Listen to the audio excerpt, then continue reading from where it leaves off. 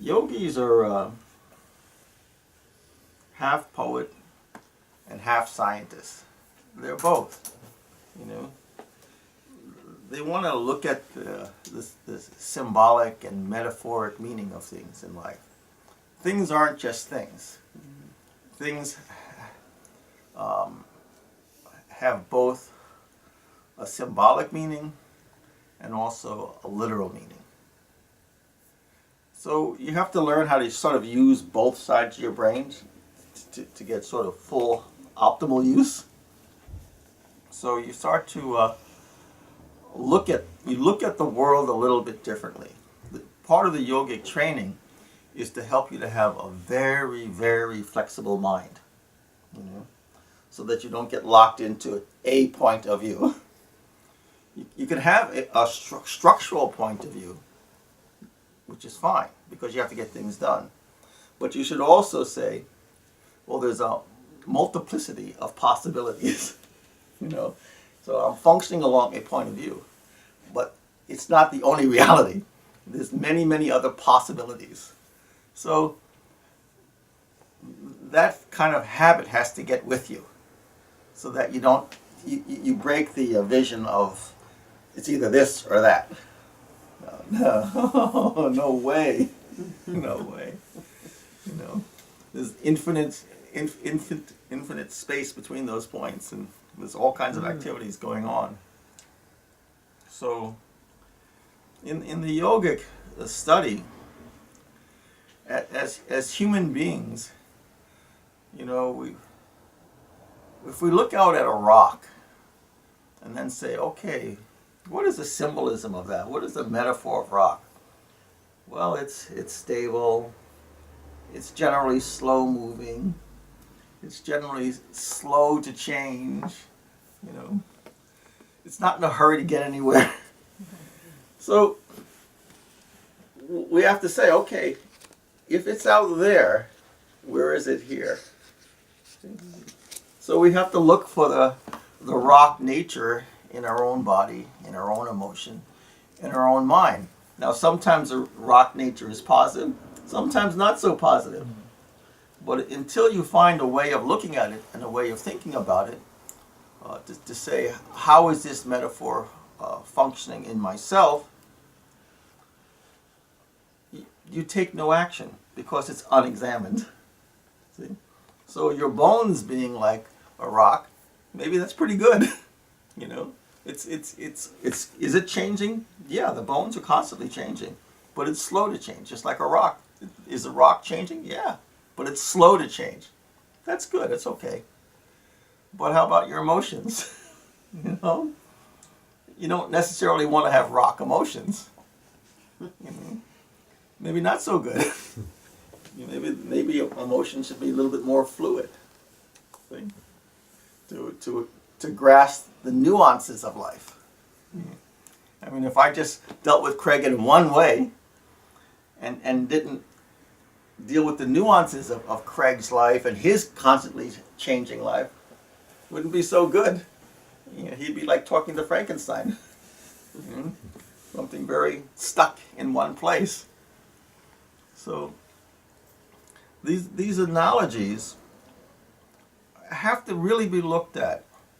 So we're talking about rock, river, sky, sort of a yogi's journey, and that's really, really true. Just to see how and where we are in our evolution, we have to have a way of stopping and to evaluate ourselves against something. See?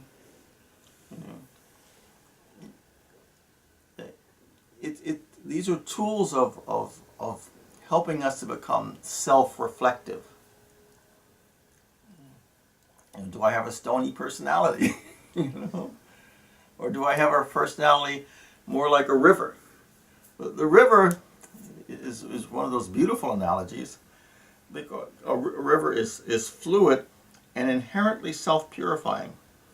You know, if you have a swiftly moving river and you throw a pile of dung into it here, 500 feet down the way, it'll be completely purified. completely purified. You see? So that's the thing. We have to constantly think about, has my life become stagnant like a rock, or am I in a more fluid condition? And to work to move ourselves along, physically, psychologically, emotionally, in an action way, to become more fluid. See? But it's not only the concept. When you go to the ocean or you go to a river, you should really think about it. Don't just see a bunch of water flowing by. The truth is everything you see out there is hidden somewhere in here. And that's what the yogi wants to get you to a point of, is sort of not walking through the world like an isolated cell, but to try to pass through the world with a type of intimacy with everything, where you realize that you're sort of in a cosmic show, and all the elements of your being have manifested around you. Like, we think this is it, this is who we are, what's contained within this mortal coil. That's not really an accurate point of view. That is the common point of view, but it's not really accurate. At that point, we have so much hidden here that we don't examine. So heaven has made it easy. It has everything here, but it put everything there also, so that you could examine these with your external senses. See? In the yogic process, everything we examine with the internal process. Here, this way, through meditation, we see everything. Most people haven't gotten to that point in their life yet. So heaven, through its infinite beneficence, has put everything that's here right out there. See? It's right out there. It's just no one told you that all of that is you. No one told you that every bit of it is you. So this is where, like, people who are in the ecology movement and back to the earth and all these kind of movements, what they're doing is they're unconsciously coming back to a yogic point of view, where they're saying, honor the earth, honor the sky, honor the waters, honor the forest. They're unconsciously honoring their sacred self. They're coming back to themselves. Why are they fuller, wholer, happier? Because they're finding themselves, they're honoring themselves, and they're having some kind of reverential point of view. See? As they go further in their personal evolution, in their personal development, they'll go to the forest, they'll go to the river, they'll look at the sky, and then they'll become still. Boom, what happens? Meditation starts happening. What happens? Prayer starts to happen. Everybody at some time in their life sort of says a spontaneous prayer when they see the Grand Canyon, or they see an ocean, or they feel the silence of a forest. There's a hidden spontaneous prayer that that this is more than what it seems. It's something, God is doing something here. Everybody has that experience. You can even go into a grand cave and go, wow, look what God did. God is doing something here. So the thing is to find a way of developing greater intimacy with life, and knowing that your existence doesn't stop with this corporeal piece of clay. That this is just part of one experience, one expression, one thing. See? There is no other out there. It's all you. It's all of you. But we have to stop, because this point of view is not massively supported. See? No one's going to say, that's you. See? We have to, you have to be around yogis for them to tell you, that's you. And then to say, well, how do I integrate that? Well, be still and observe. Be still and think. No one ever told you this. Okay, walking down the street, stop. Look at that piece of grass.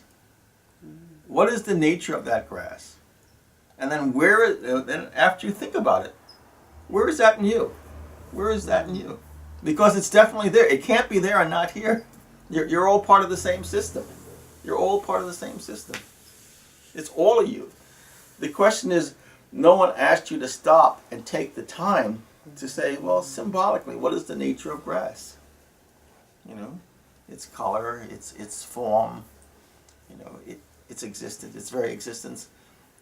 Everything you see is singing some type of a song.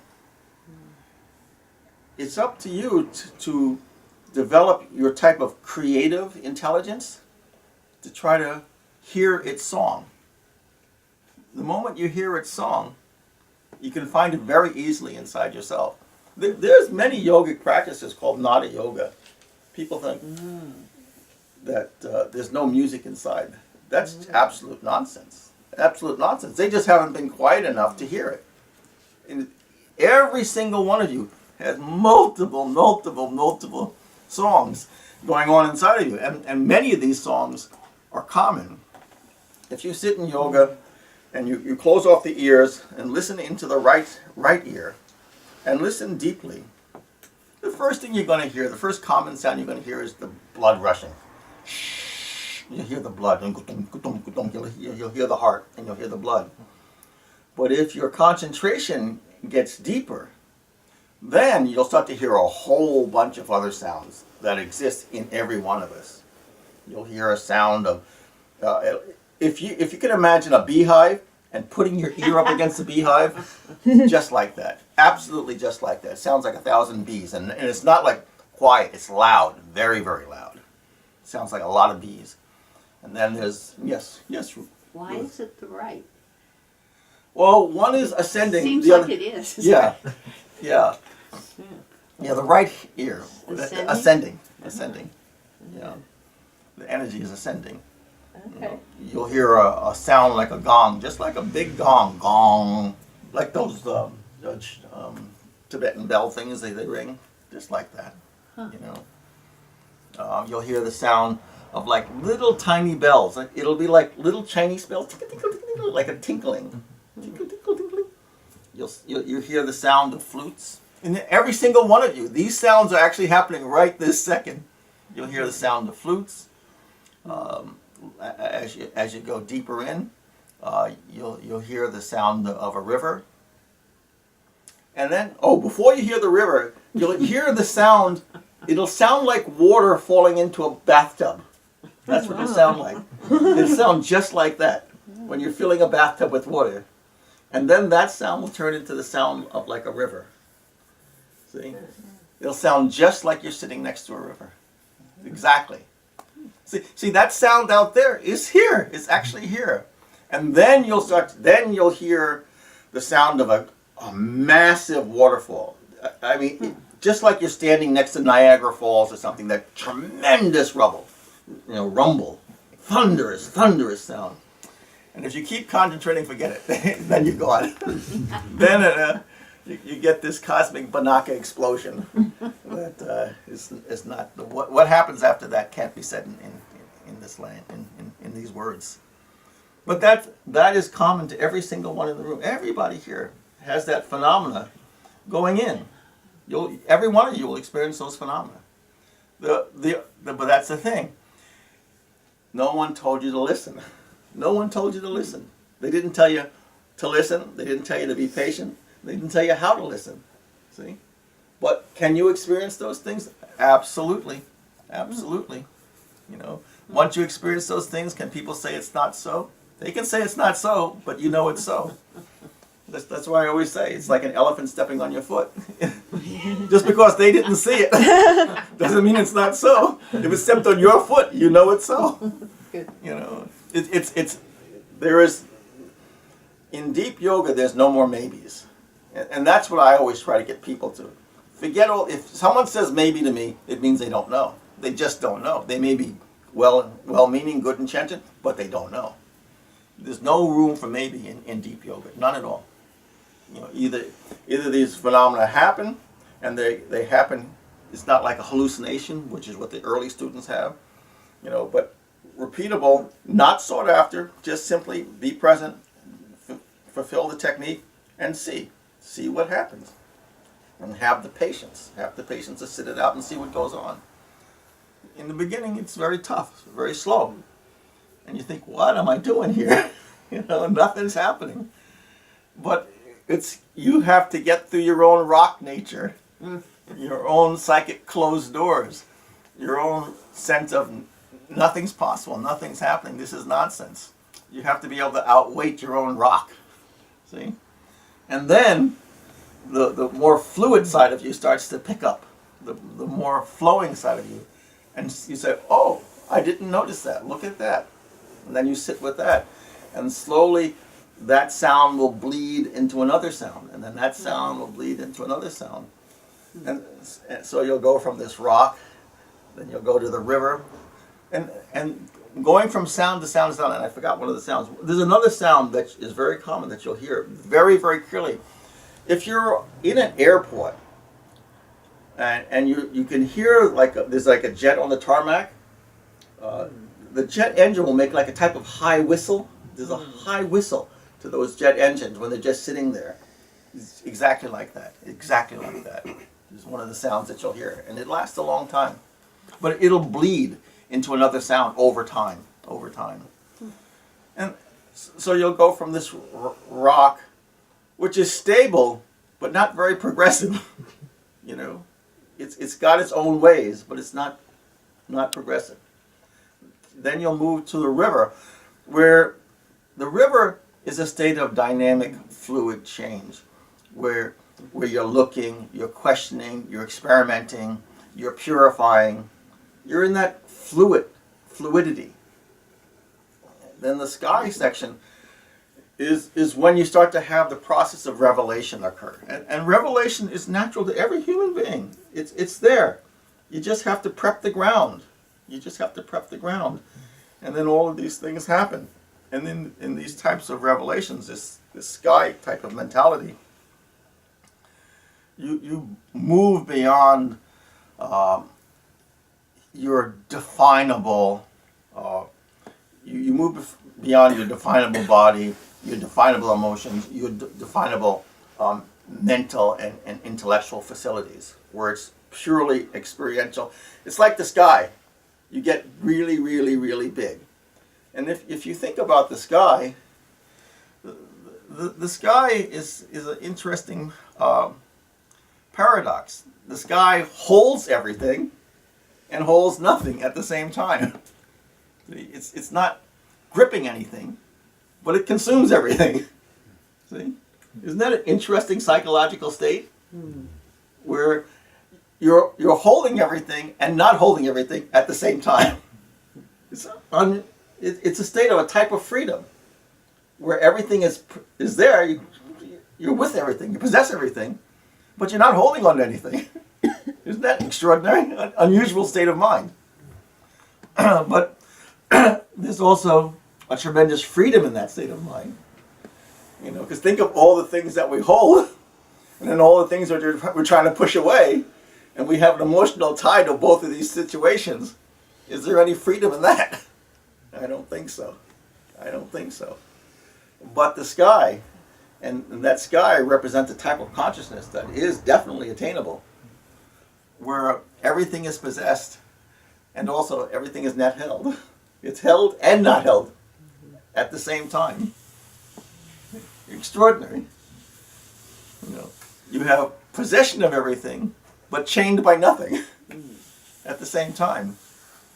Now, don't you think you can get a good night's sleep with that? Don't you think that's a state of yogic ease? To be able to hold everything, but not be bound to anything? That psychic ease that can occur. These are the states that we all go through in our journey. But these are ideas that we have to constantly keep in our minds. Because when you see yourself getting a little bit angry and getting a hardening into a position, you realize, wait a minute, I'm being a little rocky here. You have to have a way of looking at yourself, as opposed to just doing without reflection. I'm getting a bit rocky. Think about it. Okay, well, how can I become a little bit more fluid? Because the fluid condition is inherently creative, inherently purificatory. See? So if you're getting a little bit rocky, you're holding on to a hard position, think about how can I soften some edges? How can I be a little bit more fluid? How can I be a little bit more creative? How can I purify the situation? Why does my hard position have to be absolutely so? See? It gives you a position of, okay, it gives you an ability to be a little self-reflective and say, okay, let me be more fluid. And then eventually, how can you just be completely open like the sky? Where it doesn't make a difference what someone says, what someone does. You hold on to an open nature, a completely open nature. See? So, like the sky gives us a type of beneficence, an openness. It fulfills everything. It allows everything to be possible. Without that openness, without the infinite spaciousness, how can the finite be? The finite exists within the spaciousness. See? You can't separate them. See? It allows it all to be. And it allows it all to be unmolested. So can we imagine going through life, allowing everybody to be, without superimposing our feelings, our emotions, our impressions, our history on everybody? This is how it should be. The sky doesn't say that. The sky allows the Gandhi and the criminal to walk and to live and to breathe, and maintains an unperturbed state. Yes, Ruth. Yes. How does that fit with our wanting ourselves to develop and wanting to give others the chance to develop? Because that's Sure. the direction. Sure. But that's a really lovely question. That's where you say, you have to see where you are. Mm-hmm. Where you are is in the river, in the fluid, perfectly normal. Lord Buddha sitting in meditation, or Jesus sitting in prayer, that's the sky stage. That's the sky. See? But Right. so we have to see where we are. Yeah, that's good. And try to apply it to the best, because that fluid stage is both creative and purificatory. Yeah. It's Okay. both of those things. So we have to learn to just say, okay, how can I apply some creativity? How can I purify this situation, and realize that purification is 360. It's not just there. It's here. It's not. That's the thing. We're trying to get an integration. Yeah. So that when we're passing through the world, we're not just a machine going through with just what's in our head, and we sort of close off everything else. We have to pass through the world trying to develop an intimacy. See, so a lot of stuff I'll say sounds a little bit strange in the beginning. Like, you'll say, okay, that tree is just a tree. So what? That's a very closed condition, as opposed to that tree is a friend. But it may be not a friend like a human being. Well, but it can still be a friend. It's a fellow being of a different nature. See, that's what we're trying to get people to understand. It's a fellow being of a different nature. So the grass is not just grass, and the earth is not just earth, and the sky is not just sky. We have to get the habit of having a sensitivity. If we were more sensitive, if we were just to be able to stop and be still, all of those things that you see out there, the grass and the trees and the leaves, all of them, just like I said, there's many, many hidden sounds going on inside of you. It's there also. It's just that we're not sensitive. That's all. It's just we haven't developed the sensitivity. But if you can learn to acquire a quietness inside with your eyes closed, over time you can learn to acquire a quietness outside with your eyes open. And you'll start to see more of what's going on. And in the beginning, it's quite shocking. In the beginning, there's a certain amount of confusion that occurs because you start to see more of what's going on. What actually is what's really unnerving is the person right next to you is not seeing it, and you're wondering what's happening to your mind. You'll open your eyes and everything will blaze with light, and nobody else saw that. It can be a little bit unnerving, but then after you get used to it, you just realize, okay, it's just the mind is becoming a little purer, a little bit more still. So the arising of things in nature, but you don't have to work for anything.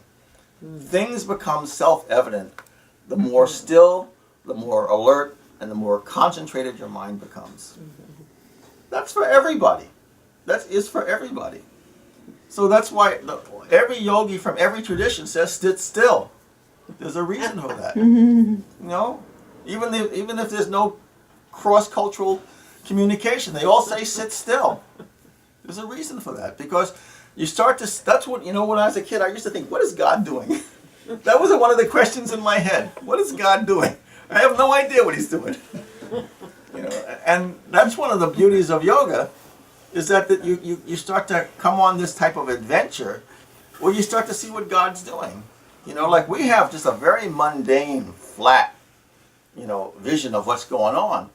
But if you learn to sit quietly and be ruthlessly honest and ruthlessly still, all kinds of stuff starts happening. All kinds of stuff starts happening.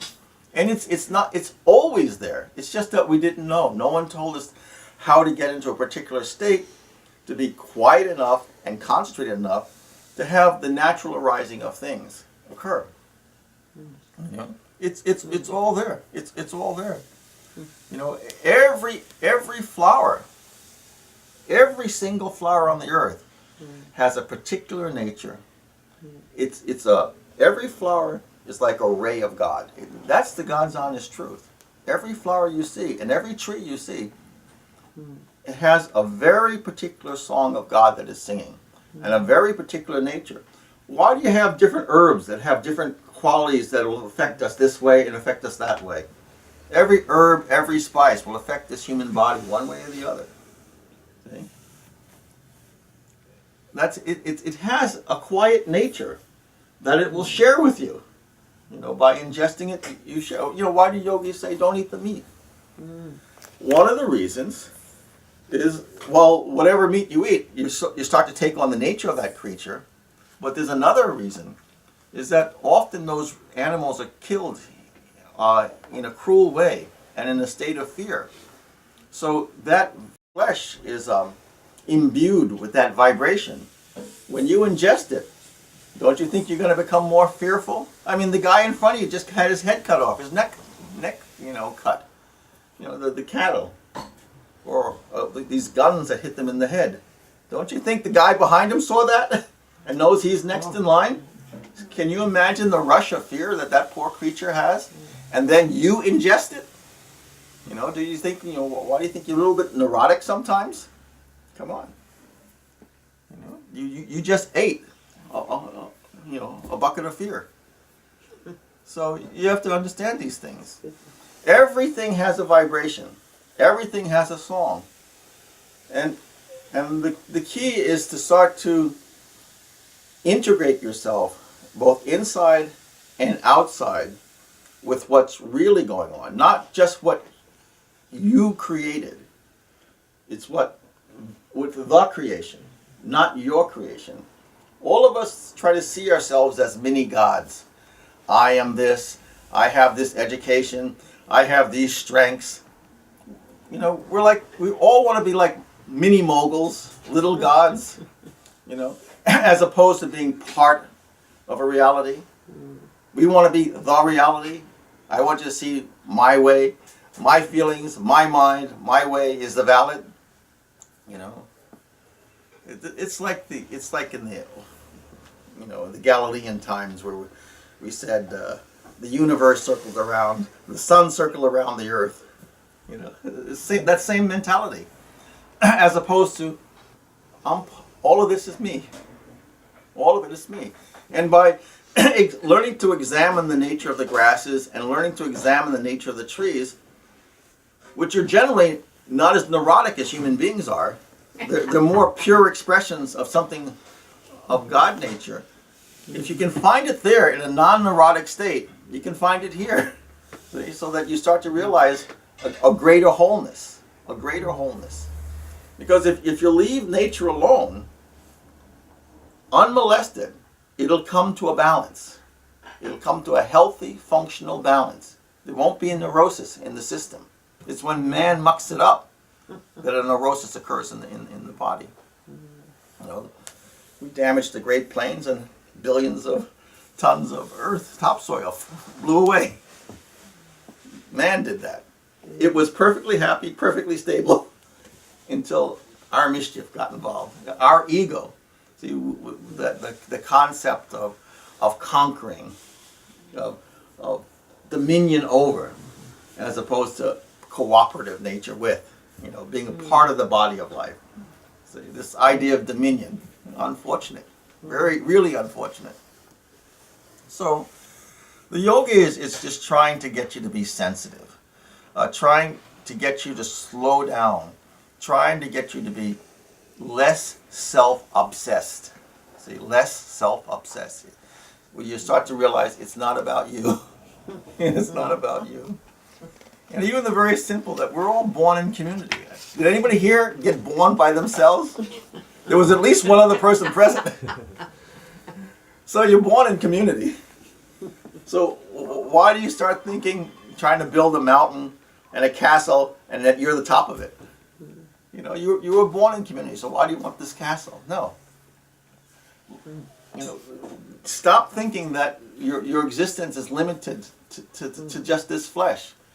You know, that this flesh that is on this body and the flesh of the earth and the flesh of the tree is also part of me. It's part of my expression. So when you see a man or woman look in the mirror and say, "Oh, my face, my face," well, why don't you start looking for your face out there? Start to see your face out there also. Don't limit it to here. See? If you take care of your face here, and then you start to realize that that's part of your face, part of your flesh out there, don't you think you're going to start to take care of it? Because now it's part of your flesh. See?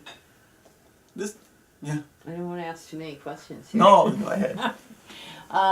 Can't we say some of this is good, not the mess we've made, but that we're on the road to a self-awareness? Of course. That, you know, but, I mean, sometimes it's just, oh, we're so horrible, but we're taking a bad step towards something better. Yeah, no, that's true. Yeah. We're all, no creature likes pain. Yeah. No creature likes pain. All creatures want to move towards wholeness and joy. But it's not possible to move towards wholeness and joy unless you realize that you're part of a grand system. See? If I'm just taking care of this and not taking care of that, down the road there's no joy. Down the road there's no health. If I say I'm going to take all my vitamins and all my vegetables and then I go pollute the earth, it's going to come back. It's going to come back on this course, this part of the reality. See? So that's why I think everybody should garden. Everybody should take nature walks. Everybody should. You know, every school in the country should have a garden. Every school in the country should have a garden. Every school in the country should take children on walks. Every one of them should. So that they become personalized. They become integrated. The forest and the river and the sky is not the other. It's not the other.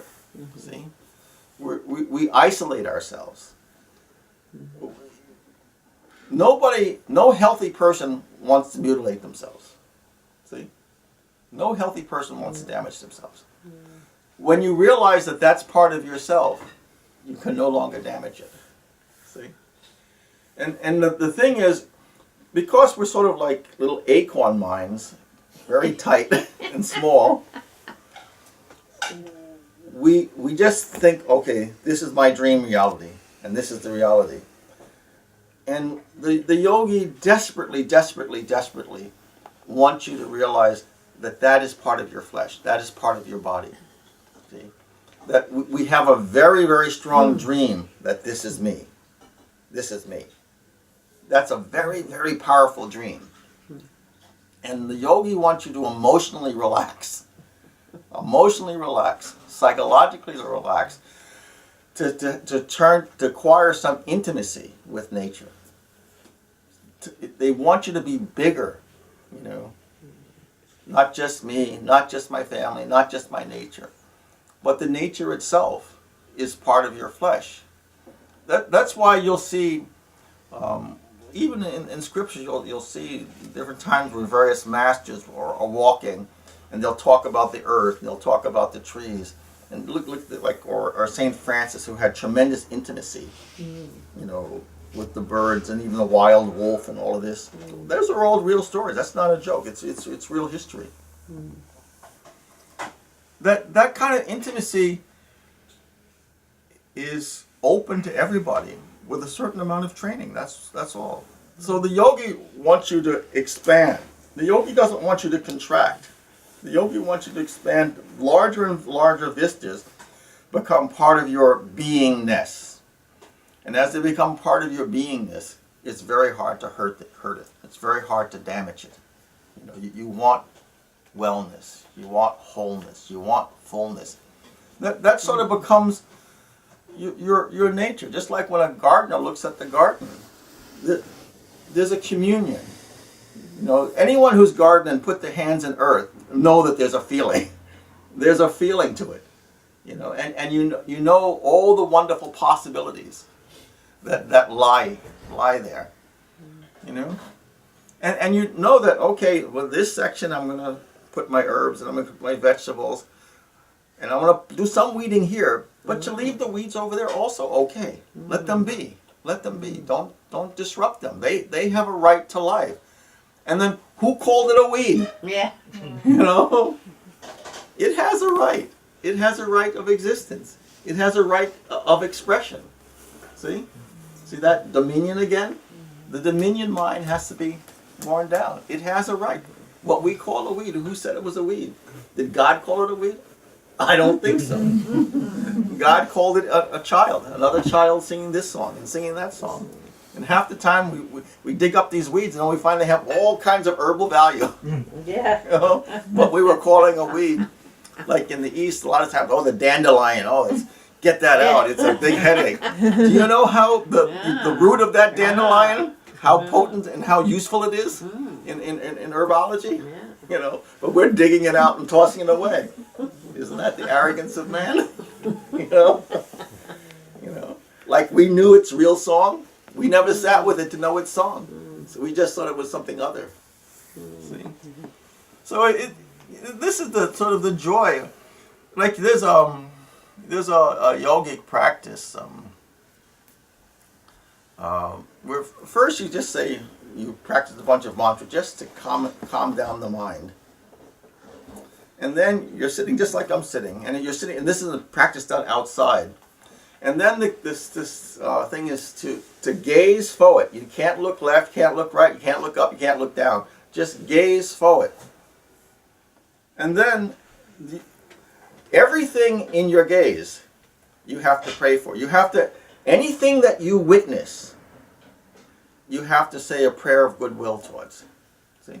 Now this is going to break your mind a little bit, because there's going to be a lot of stuff that you never thought to pray about. You never thought to have to acquire a sense of goodwill. A rock is just a rock, and a squirrel is just a squirrel, and and the road is just a road. And see how the yogi wants to break your mind in a positive way, so that all of a sudden I'm sitting here gazing, And now I'm going to start to pay attention to things I never paid attention to before. I never thought about before. And I only had a cursory awareness of it. But now you're sitting there, and you're sitting there half hour, hour and a half, 2 hours. You're going to start to notice more than you ever noticed before, because no one ever told you to sit still and pay attention and to look to see what's in front of you. You're not looking all over the place. You're just looking to see what's in front of you. I'm thinking, how am I going to pray for the earth? What's that mean to me? Isn't that a psychic crisis when you never prayed for the earth and it never had any meaning to you? Now the teacher says pray for what's in front of you, and there's a leaf that dropped down. Well, what? In the beginning, these are all strangers, like a leaf, a relationship. It doesn't make any sense at first. Well, if the teacher tells you to sit there and to develop a relationship, a prayerful relationship of goodwill, all of a sudden, over time, trying again and again, your heart starts to change. There's an alchemy that starts to acquire within you. No one ever asked you to do it before, so you never, no one introduced you to it. No one told you that there was a possible intimate relationship, that the possibility was there. So you never inquired. But now, day after day, you open your eyes and you have to pray for that grass, or pray for the squirrel that just ran by, or the dog that just ran by. All of a sudden, because you're opening yourself in a loving way, in a prayerful way, and wishing it goodwill, and becoming stiller, don't you think a relationship, don't you think everything has a response to everything? Everything out there has a magnetic nature. Everything here has a magnetic nature. Don't you think when you project your nature, that in some way when you become quiet enough, that you can touch its magnetic nature? Of course you can. Of course you can. It's just no one had you do it. No one had you do the exercise. So all of a sudden, you're giving prayers of goodwill towards every element, and sometimes you'll get stuck. Like, how can I possibly pray for whatever it is? Some element will come up. It just meant there's no relationship. There's no relationship because there's been no effort. So over time, it's really extraordinary. Your mind will become very, very creative over time.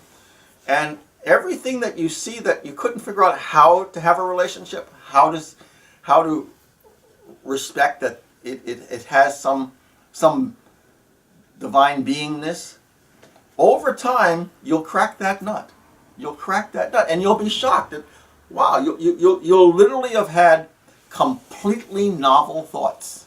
Completely novel thoughts. Completely creative thoughts. It's just that you never put yourself in the situation to allow that to open up in you. See? But now that you have to sit and you become aware of it, you say, okay, I want to say a prayer of goodwill for that. In the beginning, it means absolutely nothing. Like, what's that mean, to pray for a rock? It means nothing. But take a little time. Open your heart a little bit. Remember, God made that rock, just like God made you. And I don't think he saw a whole bunch of distinction between the two. There's hidden consciousness there and there's hidden consciousness here. But there's more arrogance here than there. That's the biggest difference. See? But if we can come to our open, natural state and touch its open, natural state, there's communion. There's communion. See? I know all of this sounds crazy abstract, but this, if you want to evolve, this is where you're going. This is where you're going. If you want to look at a Jesus or a Buddha or a Krishna, what didn't they honor? What didn't they love? Think about it. What didn't they honor and what didn't they love? See? So by starting to do these types of practices, you're starting to open yourself up. The saint, the yogis, the masters, they're a friend to everything. This is a reality. They're a friend to everything. It's not just, the human kingdom that they're concerned with. Not at all. The human kingdom, the animal kingdom, the natural kingdom, they're all friends. They're all friends. They're all just different states of consciousness. That's all they are. They're just different states of consciousness. So us sitting here as adults, we have our adult consciousness. When a baby comes along, don't we love and honor the baby? It's at a different state of awareness. Do we toss it out? I don't think so. So its consciousness is a little more elementary. Its expression is a little bit more elementary. You love it. You embrace it. You kiss it. You hold it. You nurture it. What about there? What about the trees? What about the earth? See? Just realize it's more elementary consciousness. That's all. What created the baby, what created you, created that rock, and created that tree, created that river, created that sky. See? You just have to become emotionally integrated. You have to have a creative, intelligent vision to realize it's all a body. It's a one body. See? The purity and the stability and the simpleness of mind just have to occur, you know. But then when you walk through the forest, think about the experience you have. You know, how much grander the experience is. You know, there's lots of different mystics that talk about the relationship that you can acquire with trees and plants. You know, and don't think that, and even the trees and plants, there's multiple types of devas that are around these things. The multiple types of subtle intelligences that help the trees, that help the plants. They're there. You know, it's you know. Don't think that we're the only intelligent thing existing. That's like saying, you know, the sun goes around the earth. To think that we're the only intelligence. It's nonsense. There's all types of devis, meaning little beings of light, being conscious beings. You know, they're all on their own evolutionary tracks. They all have their own place in manifestation. You know, the human beings are arrogant. We are very, very arrogant. You know, we think we're the center of the universe. The yogic training is to make you humble, and to have you find your place in existence. See, to find your place in existence. You know, a person who can commit suicide is a person who has pulled themselves out far, far, far from communion with life. They've pulled themselves into a deep sense of isolation. Deep sense of isolation. That's why one time I said, I had a comment that there's no such thing as a yogi being alone. We never experience loneliness. Never experience loneliness. I don't care if there's nobody around or 10,000. We don't experience loneliness ever. Ever. It just doesn't exist. Why? It's because everything becomes a friend. You know, you sit quietly, and there's a quiet joy of communion. Everything is a friend, and you realize that divinity is always conscious. It's always present in you. You know, it's like your gender in a way. Do you ever forget you're a male? You ever forget you're a female? No, there's always a conscious or unconscious remembrance of your gender, you know, or of your species. It's always there. So the sense of friends, of community. In the beginning, like from a human being point of view, you think of everything as dumb. You know, from a yogi's point of view, we experience everything in terms of its nature. In terms of its nature. See, there's a relationship. So it's not just a dumb birch tree out there. That birch tree has a particular nature, and we interact with that particular nature. See? So it's just another species of being fulfilling its own potentiality. So we're sharing space with it. We're sharing space with it. So it's a quiet friend that sits there, fulfilling its nature within the scheme of, within God's scheme. You know? That's why we can earnestly go over it. Just like if I go over to Matthew and hug him, there's a genuine feeling of warmth. Genuine feeling. when I touch that tree or touch the earth, there's the same thing. There is absolutely no difference at all. There is a genuine feeling of goodwill. See? Thank you for being here. Thank you for being here. You know, you're lovely as you are. See? That's what happens. You know. Yeah, hugging tree may have more feeling than that's what we just sometimes we go to the redwood trees and all. Oh, grandpa, you know, like huge hugging us, greater feeling.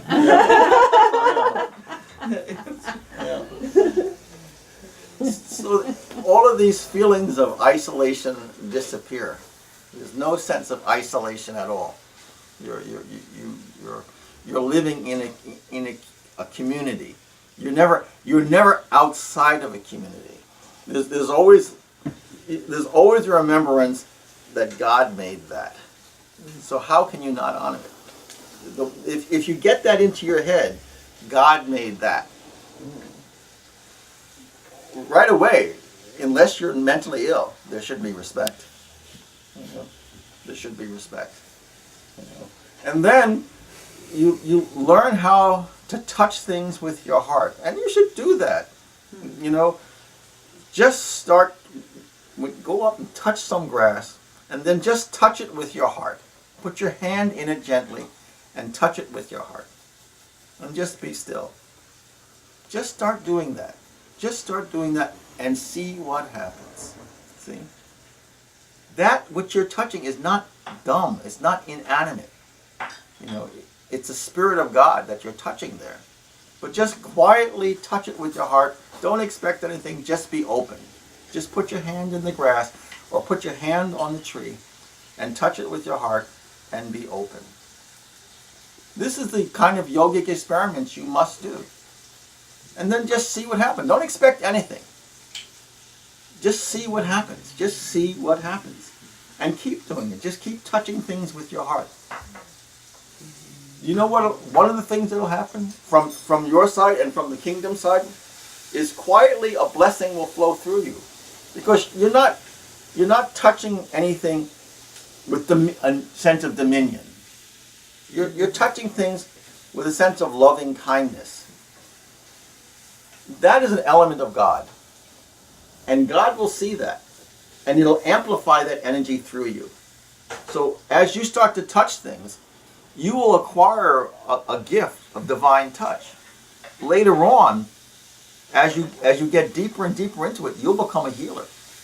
Even from something that simple. Because you'll allow yourself to become a living current of that phenomenon. So touch things with loving kindness and an open heart. Keep the mind still. The mind wants to create definitions. See? We want to create borders and boundaries of what's possible, what's not possible. We don't know what's possible and what's not possible. So quiet the mind down. Let it be open to see to find out what's possible. Don't impose anything. So simple mind, loving, open heart. See?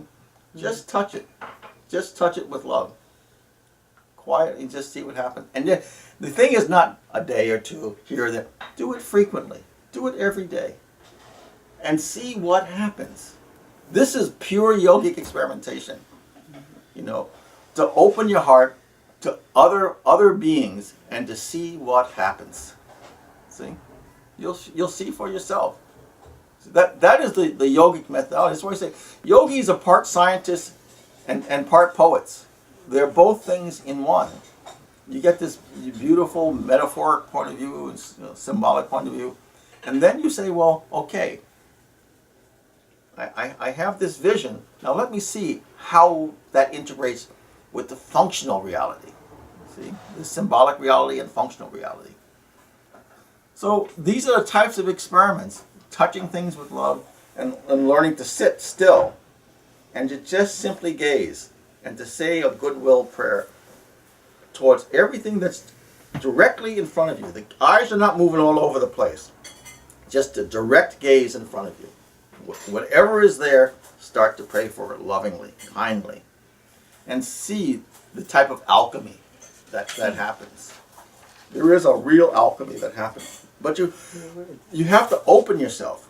You have to allow yourself to be sensitive and kind. When you're sensitive and kind, things will approach you. See? But if most of the time, I got to do this, I got to get here, I got to go there. We're sort of a closed system. We're closed based on our notions, our mind. See? That closed system repulses, doesn't allow relationships. See? The yogi says, slow down, be kind. You know, if you slow down and be kind, all kinds of things can approach you. See? You're not saying you have to approach this way, you have to approach this way. It's the openness of heart, openness of mind that allows nature to approach you. See? As opposed to, I've got to go here, and I've defined the grass, it's just the grass. It's like me defining you and not knowing you. Well, do I really know anything about you? But I've defined you. Oh, thanks. You know, it's arrogance, it's ignorance. You know, cool out. allow things to define themselves. Allow things to define themselves. How do you do that? By being open, by being kind. It'll approach you and say, this is who I am. This is the song I sing. See? This is pure yogic training. You know, how do yogis become less and less violent? Because they more and more community. See? More and more, this is part of me. You know? When it's other, we can do all kinds of mischief. When we see it as part of our community, either we can see it as our friends or part of our greater body. How much mischief do we really want to do?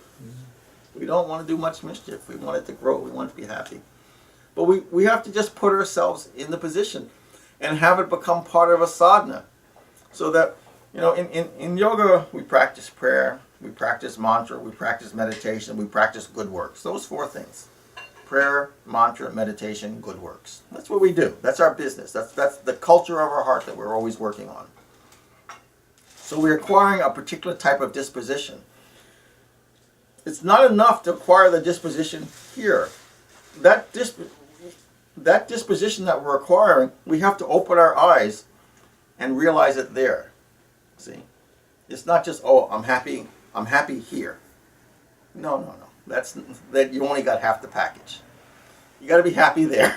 When you open your eyes, you see what regular people see, and then you see far more.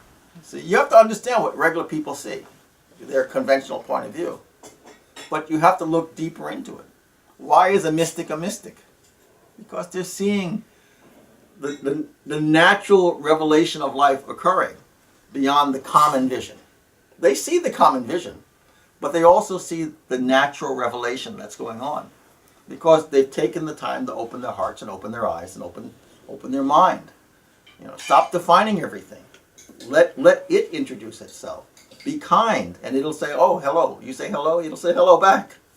See, put yourself in the situation. Put yourself in a situation to create a relationship. See? So you saw in the early history of Native Americans, they prayed to the plants. If they had to take an animal, they prayed and thanked it for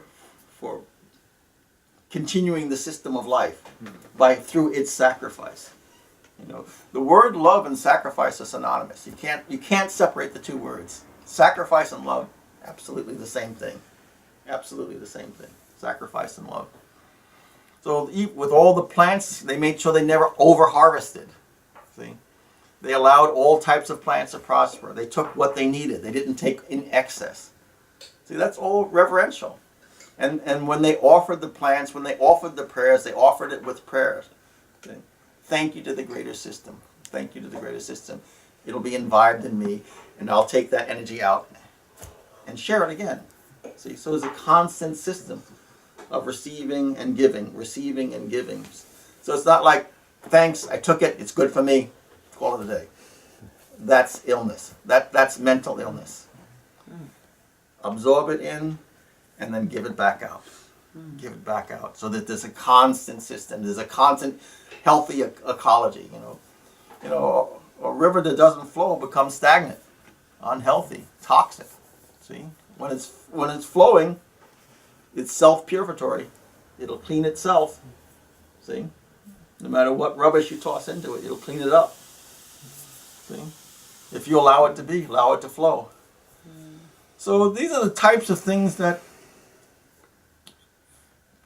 we want to first put it on the table, that a relationship is possible, and that not to take the elements of life for granted. You know? And if you have a person who has a lot of depression, a lot of sense of isolation, get them into nature, get them into gardening, get them into taking walks in the forest, you know, because it's inherently healthy. You know, they won't be consciously aware of what's going on, but unconsciously, because the ecology is naturally balanced, it'll start to balance the emotions and balance the mind, and then to teach a sense of communion, you know, and get them involved. You want to break depression, get people involved in doing something in nature. It'll break the depression, see? It'll break the sense of isolation, see? So, and we all have friends that get depressed, and we all sometimes get depressed. It happens as part of the ups and downs of life, you know. Get reintegrated. Get reintegrated. Put your hands in the earth, you know. It is a medicine. The earth itself is medicine. See? You know, in the higher states of meditation, when you look at the sky, it's also medicine. Because our minds are up and down, up and down, up and down, easily disturbed, easily perturbed. One of the yogic exercises is to gaze into space. The spaciousness is inherently stable, inherently open. You'll start to reflect that in your emotions, your spaciousness. So that it's to simply, and they often in the river or on the ocean or in the mountain, just to simply sit and gaze. You become like what you associate with. You become like what you associate with. So if you sit and gaze and be still and be open, don't judge anything. Don't think about so much, too much activity of mind. Let the mind become more still. Simply gaze. Simply be present. Whatever emotions arise, let them be. Let them dissolve. You will become like what you associate with. See? See? You will become stable and open simply by gazing. Simply by gazing. Any kind of feeling that comes up, let it be. Let it be. Just like the sky lets things come and go, lets all of humanity chat, chat, chat, and then doesn't impose anything on us. Same thing. Just as you do that, you'll become less imposing. You'll learn how to hold everything and be tied by nothing. See? That is a representation of your higher consciousness. It's part of your higher consciousness. You just have to learn to be present with it. If you don't pay attention, you don't know. But if you pay attention and say, okay, I'm going to sit here for a half hour and simply sit and gaze and allow everything to be. I'm not going to possess any thought. I'm not going to possess any emotion. I'm just going to be present. That's your exercise, is to be aware and be present. That's it. That's your whole deal. And I'm going to sit, I'm put my little timer here, and I'm going to sit for a half hour. Just gaze and be present.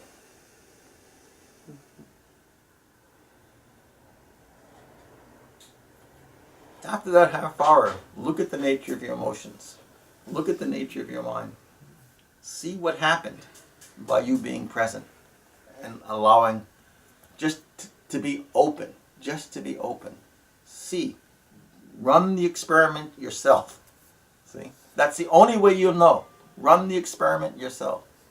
The key is to be present, to be open. Be attentive. You're just being present.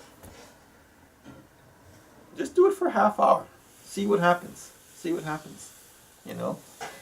The beauty of these types of exercises is when you start to become anxious, when you start to become neurotic, you'll have something from heaven's medicine cabinet.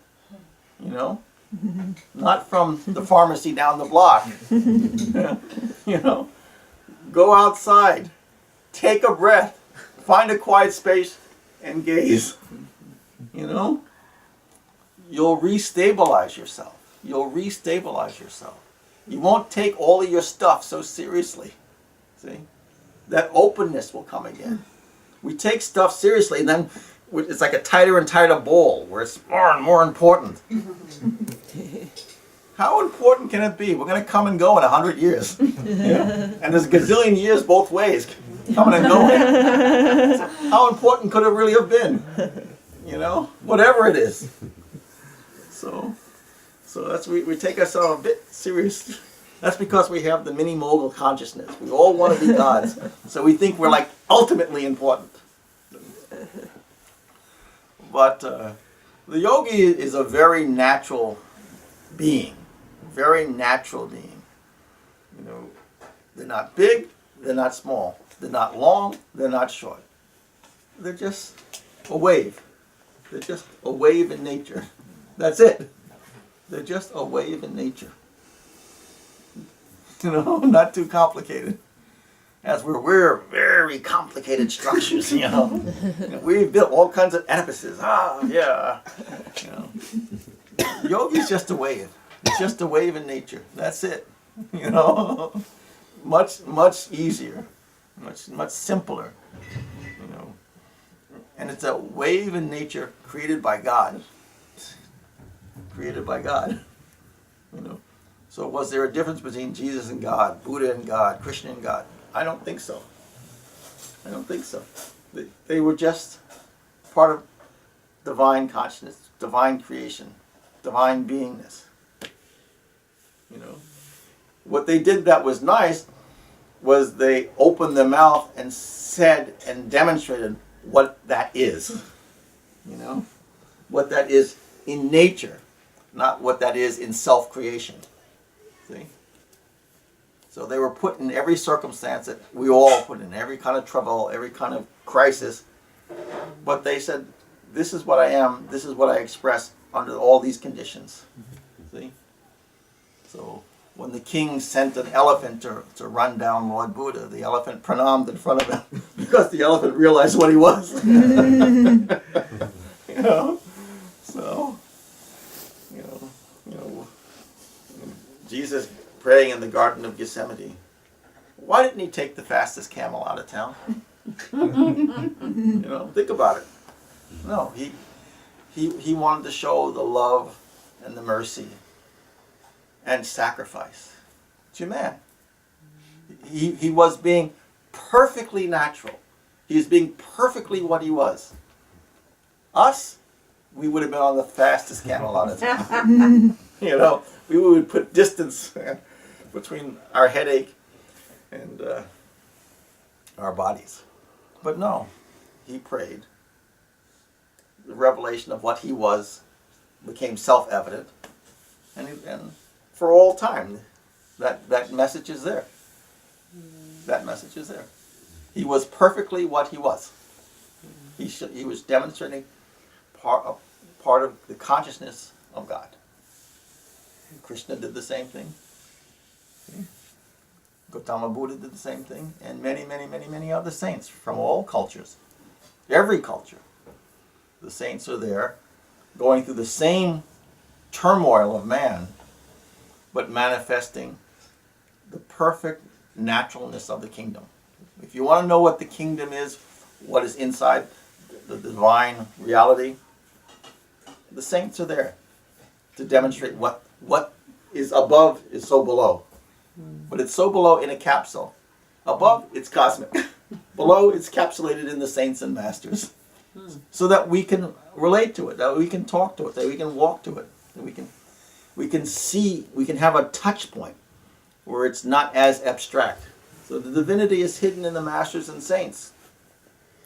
But it's less abstract. So you go to a Thich Nhat Hanh and you can walk with them, you know, or an infinite amount of yogis in India, you know. They're there. They're here also. Well, you know what, interesting enough, there are many mystics in America. The thing about it is that they're minding their business with their mouths shut and living beautiful, quiet lives. They're here. You know, the grandmothers or the old man or the young man walking, you don't realize what they are. You don't realize what they are. Because they're not they're not living with a megaphone. They're just living with God in their hearts. That's it. You know, they're not talking about it. It's not special to them. It's normal to them. You know, just like a farmer's relationship to the earth, it's normal to him. You know, he's not talking about it all the time. You know, his hands are in the earth and it's normal. You know, the yogis with the intimacy with all the things out there, it's normal. It's not a big thing. To a regular person who is isolated, it's different. But for a person who has cultivated these qualities or these habits, you know, it's normal. So like yogi touching things will become normal, you know. And then all of a sudden, one day you'll be so shocked, your mind will be completely blown, where you'll actually feel, I don't know how you put it, you'll feel an energy passing through your hands, and you can feel the nature of it is beneficent. You'll actually physically feel it. And all of a sudden what will happen is every time you touch something, you'll feel that coming through you. Because you've simply created a channel. You've created a loving, kind channel, and the habit of goodwill towards things you touch. See? And then all of a sudden, it'll just start happening. You won't even having looked for that. You wouldn't even had to have tried for that. Simply because you started the habit of touching things with a loving prayer. All of a sudden, boom, that alchemy will happen. And it'll shock you. It'll shock you. And it happens all the time. Once it gets going, it's going. It's like the canal is open. And it's because you've created that kind of habit. And then nature will flow through you. You know, that kind, loving nature, that prayerful nature, it'll just start coming through you. You don't have to think about it. You're so surprised. You're so surprised. Like you think, who, me? Half of my life has been saying, who, me? Really, I'm not kidding. And it's only, I'm nothing special. All I've done is done what my master told me to do. You know? He said, do this, just like I'm saying, gaze at the sky, look forward and pray, and then just see what happens. But do it as a regular, because we've got a lot of our rocky nonsense to clear out. You know, when you create a canal, there's a lot of stuff that has to get out of the way. So we're in our own way. So the yogis are saying, create these relationships and see what happens. You know, that's why they call it revelation. You know, like boom, you're shocked of what's revealed. So just quietly, lovingly, you know, the whole yogic process is an infinite process of experiments. And then just to be open to see what happens. When I do this, what happens? When I do this consistently, what happens? And then nobody has to convince you of anything. Nobody has to convince you of anything. Do the experiment, see for yourself. And then quietly, your internal life will change. The outside world is not going to change. But your experience of it will change. The world is an infinite amount of karmas working itself out. But if you can start to bring in these channels of divine energy, your experience of the world will change. And your contribution to the world will change. See? How you experience it and what you pour into the world. You become like a river in the world where your energy is purificatory. You're adding to the mix. See? All the saints are adding to the mix, but they're just a larger river. See? We start off as a quiet stream and maybe a trickle. But over time, we'll become a stream, we'll become a river, and then we could become this ocean, like the Jesuses and the Buddhas and the Krishnas. They become any of the masters, my Guru Sadguru Sant Keshava, he's an ocean of compassion. He's not a river. He's an ocean of compassion, an ocean of love. You know, he's really that. And then as you acquire these types of natures by doing these types of experiments, you'll start to, you don't have to go looking for a master. You don't have to go looking for a saint. By you starting to do these things, you will become quietly, divinely magnetized. And you'll be drawn to the most suitable saint, the most suitable yogi, or the most suitable master. You'll be drawn to them. Heaven will make arrangements. You don't have to work it out. Heaven will set it up for you. And you'll come into contact with these types of souls. And there'll be higher souls that you'll end up naturally working with, and then there'll be higher souls who will be your tutors and to take you further, broader, deeper. See? It'll happen naturally. You really don't have to look for it.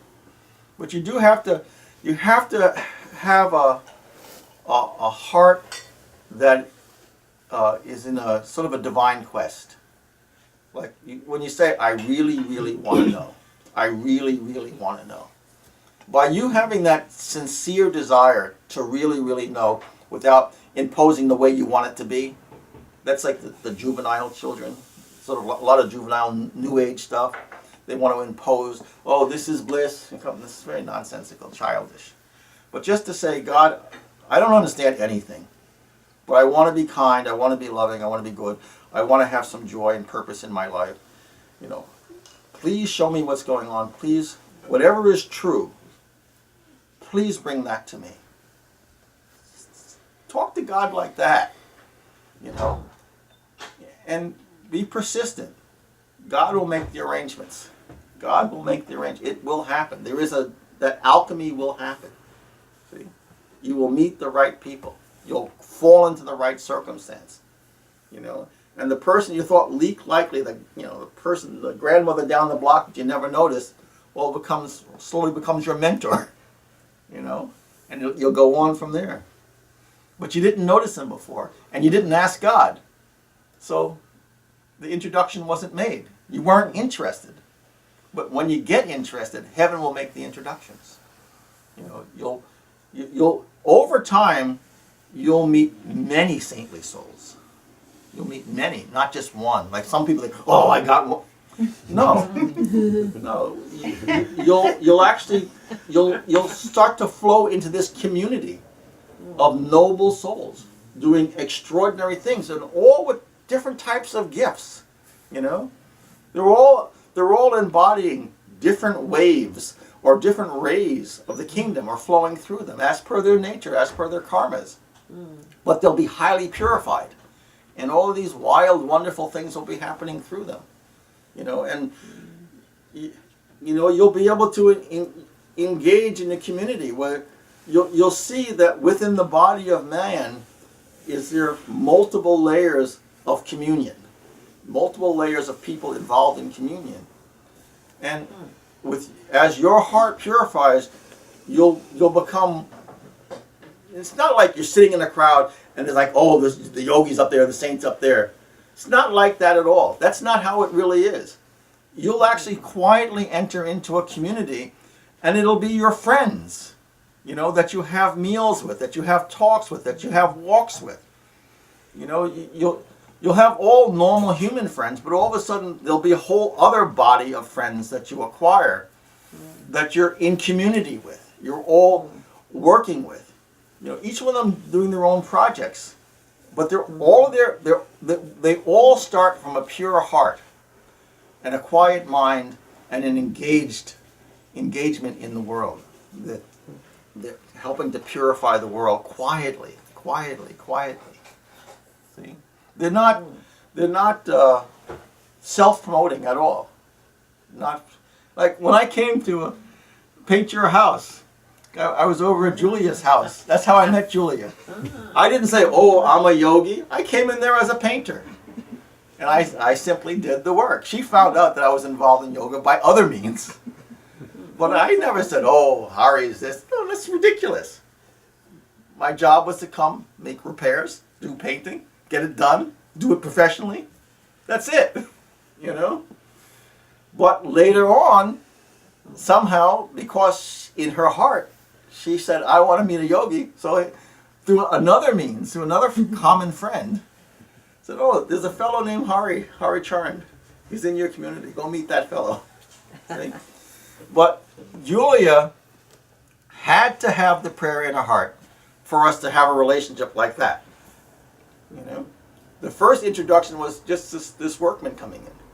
But because hidden in her heart was a greater prayer, through another means, the relationship was brought about. So now there's a friendship, a deeper friendship, a broader friendship. I can still do repairs for her, but I can also say something about the nature of the heart, from another body of experience. That's how it is. That's how it is. So, don't take anybody for granted. Don't take anybody. You never know. The mystics I know, there's some mystics I know, they're obvious because they're wearing robes. So it's obvious. But I know a whole bunch that are not wearing robes that you would never realize what they really are. A whole bunch. That they look like, oh, sweet grandmother. Oh my God, that woman is in communion with God. You have no idea what's in that lady. There's a lot like that. That you look at them and think, oh, nice neighbor. I'll tell you, they're a whole lot more than nice. A whole lot more than nice. They're having a real relationship with God. But they're quiet. They're not blowing their horns. You have to ask them. You have to approach them and ask them and just listen. That's an unusual response. That person's a little bit different. And then ask them a little bit more. Keep going back and ask a little more. Then all of a sudden you realize, holy mackerel. I thought they were just like, some quiet neighbors. And they turn out to be a whole lot more than you ever imagined. Because most yogis, most mystics dress normal, look normal. They're not blowing their horns at all. They're living their lives. But what's unique about them is they have this extraordinary mystic relationship in their heart with God. And you can say God, you can say reality, you can say the truth, you can whatever nomenclature you want. They have that relationship. But they're not making it big. They're just like quiet workers. They're doing something for God quietly. See? And they're there. They're there much more than you imagine. Much more than you imagine. And later on, when you can develop more internal stillness, more internal quietness. Like when I was younger, I was always confused because human beings are like broadcast towers. You don't realize it, but they really are. And I used to be walking down the street, and you could see, to tell you the truth, everybody's eyes broadcast a certain quality of light. You don't realize it. That's why yogis can know so much really, really quick. Everybody's eyes broadcast a certain quality of light, nature of light, quality of light, brightness and dimness. And I was always confused, like, why are those people's eyes shining? You could see them in a crowd. Like, everybody else has, like, normal eyes. But these people, there was, like, light coming out of their eyes. What the heck is that? I was, like, totally confused as a kid seeing that. And then there was some people who were my early teachers. I used to wonder about that. What the heck is that? But then I realized, then I learned later on, it's just that everybody's broadcasting. Everybody's broadcasting. And these people, because of the quality of their heart and what they're dedicated to, a particular quality of light came from their eyes.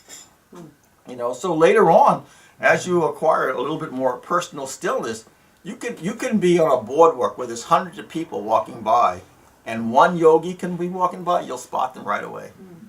They're like a zebra amongst 1,000 horses. You'll be able to spot them right away. There's yogis that I've been sent to pick up when, because they're coming into town, blah, blah, blah. And I've never met them, never seen them. I could spot them in the crowd by their light of their eyes. That's their eyes. Yeah, their eyes. Right away. Right there she is. There she is right there. And there's a ton of people getting off. You don't know what she's looked at, never saw a picture of her. You can see right away the emanation from their eyes. Question. Do you think we sometimes know that without seeing that there's something else? Oh, sure. You can. Yeah. You can. Something else. You can. There's many, many ways. Yeah. Humans are broadcasters. Even later on, as you get more and more sensitive, every time everybody, when you touch them, they're giving off a vibration, and as you simply get more, it's, you know what it's like. Let me tell you what it's like. The yogi sensitivity becomes like a drum, like the skin of a drum. And when you come in contact with a person, their vibration plays on the drum. It'll play a particular rhythm, and vibrationally, when you touch somebody, you'll feel the general content of that person. It's like your mind is like a drum, and they play a rhythm on top of it. And by the nature of the rhythm, you know a lot about the person right away. That's what'll happen. That you'll become like a drum. So every time you touch a person, you'll feel it. You know, like sometimes people think Haricharans are like little impersonal. That I don't hug people much. The reason I don't hug people is because sometimes it's too much, and sometimes it's not comfortable because, you know, a lot of mischief going on. You know, so 90% of the time I just pranam to people. You rarely see me hugging people. You know, because sometimes it's not so great experience. I mean, they may be good, decent people, but there's a lot of mischief going on also. A lot of twisty turmoil. Yeah. And it even goes beyond that to some,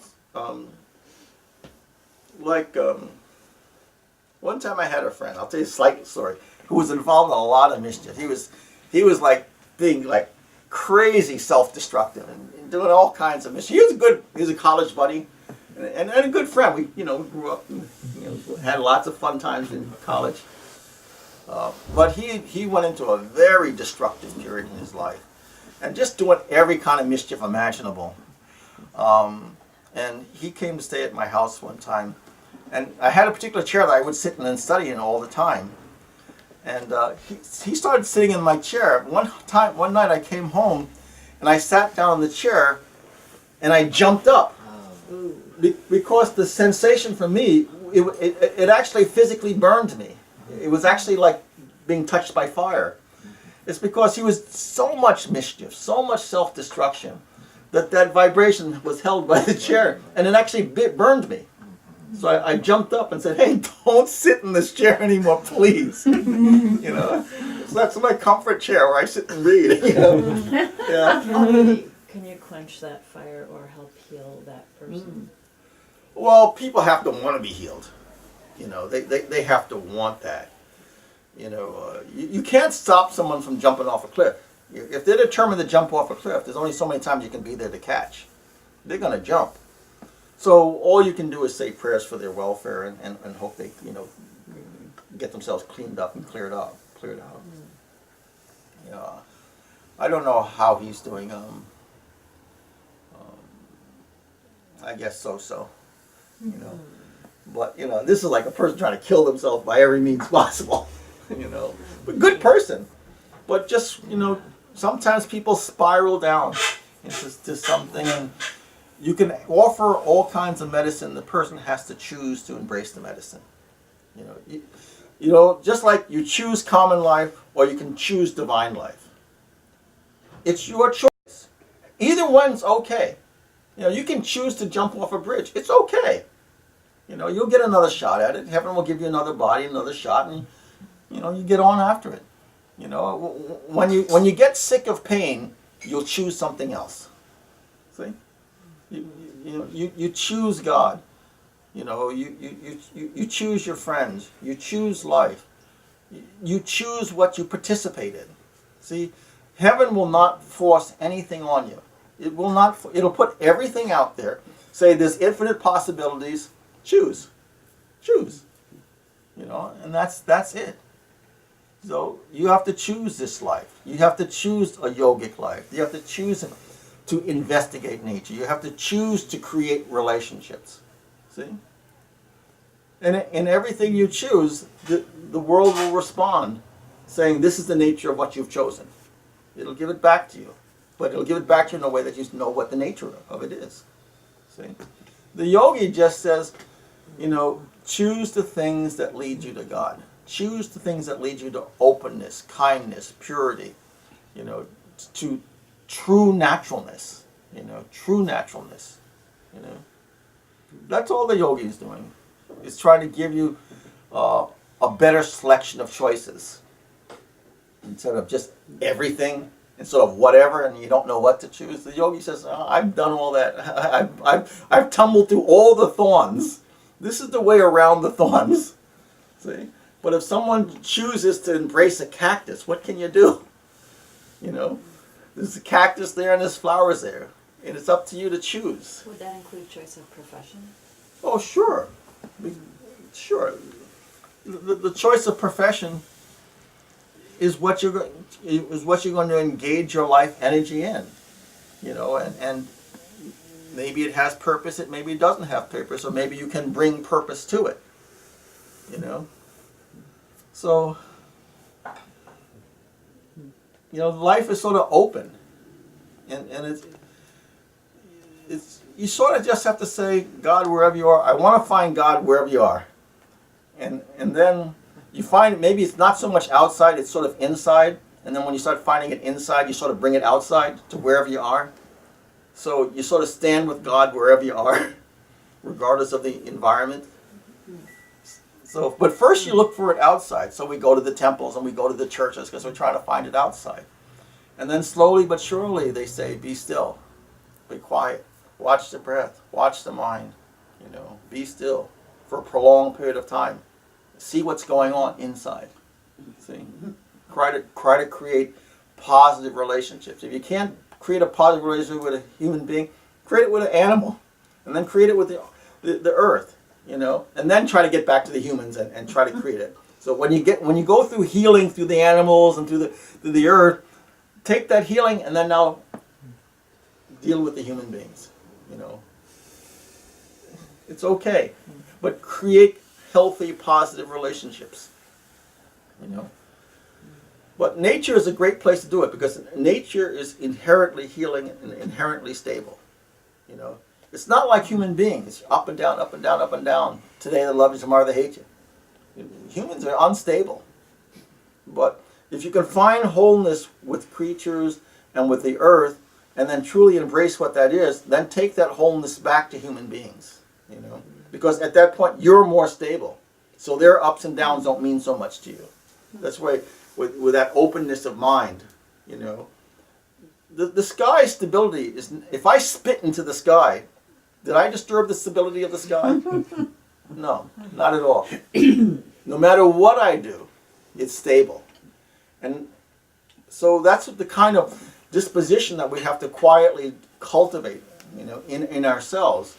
And then, you know, take human beings, as we become yogis, instead of becoming a consumer, we have to become a generator.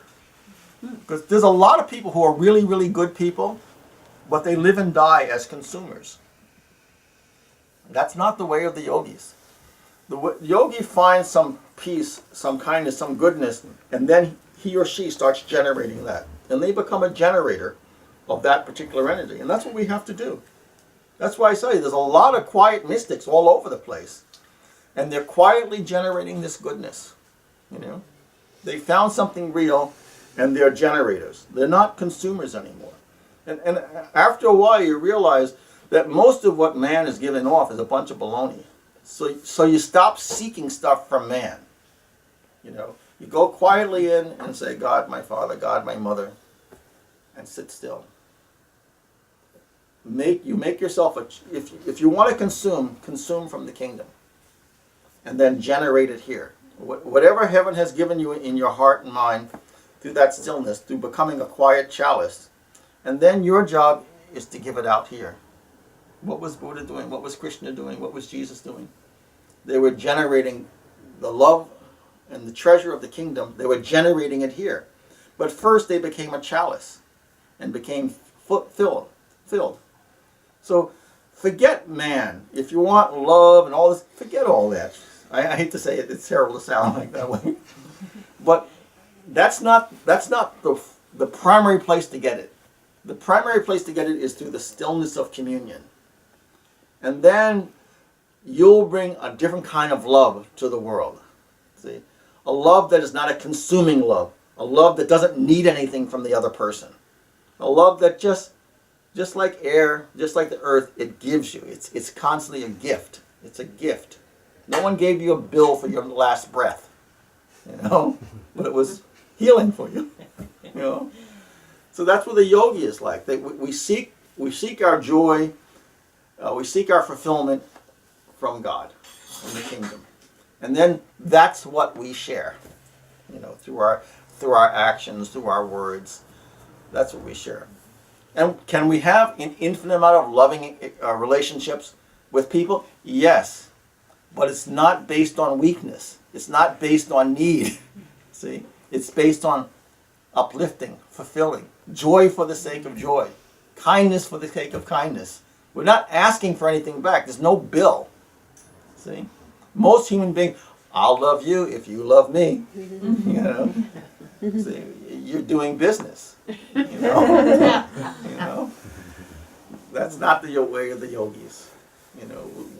We just give for the sake of giving, love for the sake of loving, joy for the sake of joy, and that's it. We give our treasure out. We sit in prayer and meditation. Heaven fills it up, and we give it out. See, that's the inner life, to be filled by communion and to give it out. Filled by communion and to give it out. That's it. Yes. Yeah, I'm struck by this power that we can have in communion with place, and including this person you didn't like sitting in your chair. But is this one? No, reason? I didn't. It's not that I didn't like it. Okay, it actually I'm physically sorry burned me. Where The it vibration affected was so difficult. I won't put a value to it. Where it affected the chair. Yeah. And you. Yeah. Okay. So is this one reason that that if we leave a space as a sacred space at home, where we just do certain practices, that lends that's power true. to that space? Oh, that's true. That's a fact. That's what I'm asking about. That's a fact. Yeah. Wherever you constantly pray or meditate, it'll acquire that energy. Yeah. Just like even on a mundane level, if you love cooking and you spend time in the cooking, that kitchen gets a certain energy. All of a sudden, everybody wants to sit at the table in the kitchen. Why use that? Right. There's an energy. It's because the love of that kind of creation.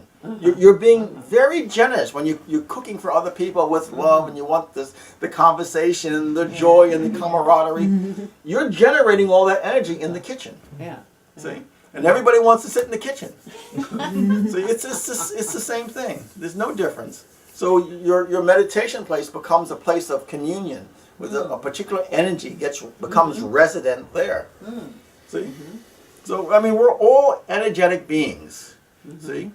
We're all constantly broadcasting. And the question is, whatever you constantly focus on is what you're going to be broadcasting a lot of. So if we're having a bad day, how soon will that go away from the chair? Right.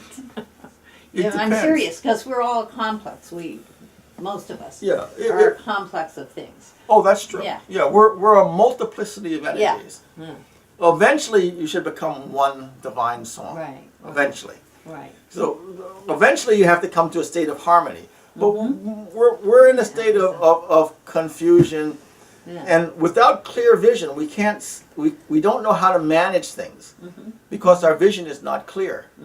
So everything was sort of stumbling through. See, just by your communion with divinity, with the higher reality. You know what? The higher reality, higher mysticism, should be just as visceral as me having a relationship with you. You and I talking together, holding hands together, loving together, walking together. Some people think that, all this meditation and this mysticism is very ethereal. That's really a juvenile, very silly. It's a really, really silly point of view. It means they don't have a clue of what's going on. It's as living and as visceral as any experience that you can have. God is not some thin, airy mist. It's not like that at all. It's not like that at all. It's as visceral and at times far, far, far more dynamic than any human experience that you could have. See? It's not airy-fairy at all. Not at all. See?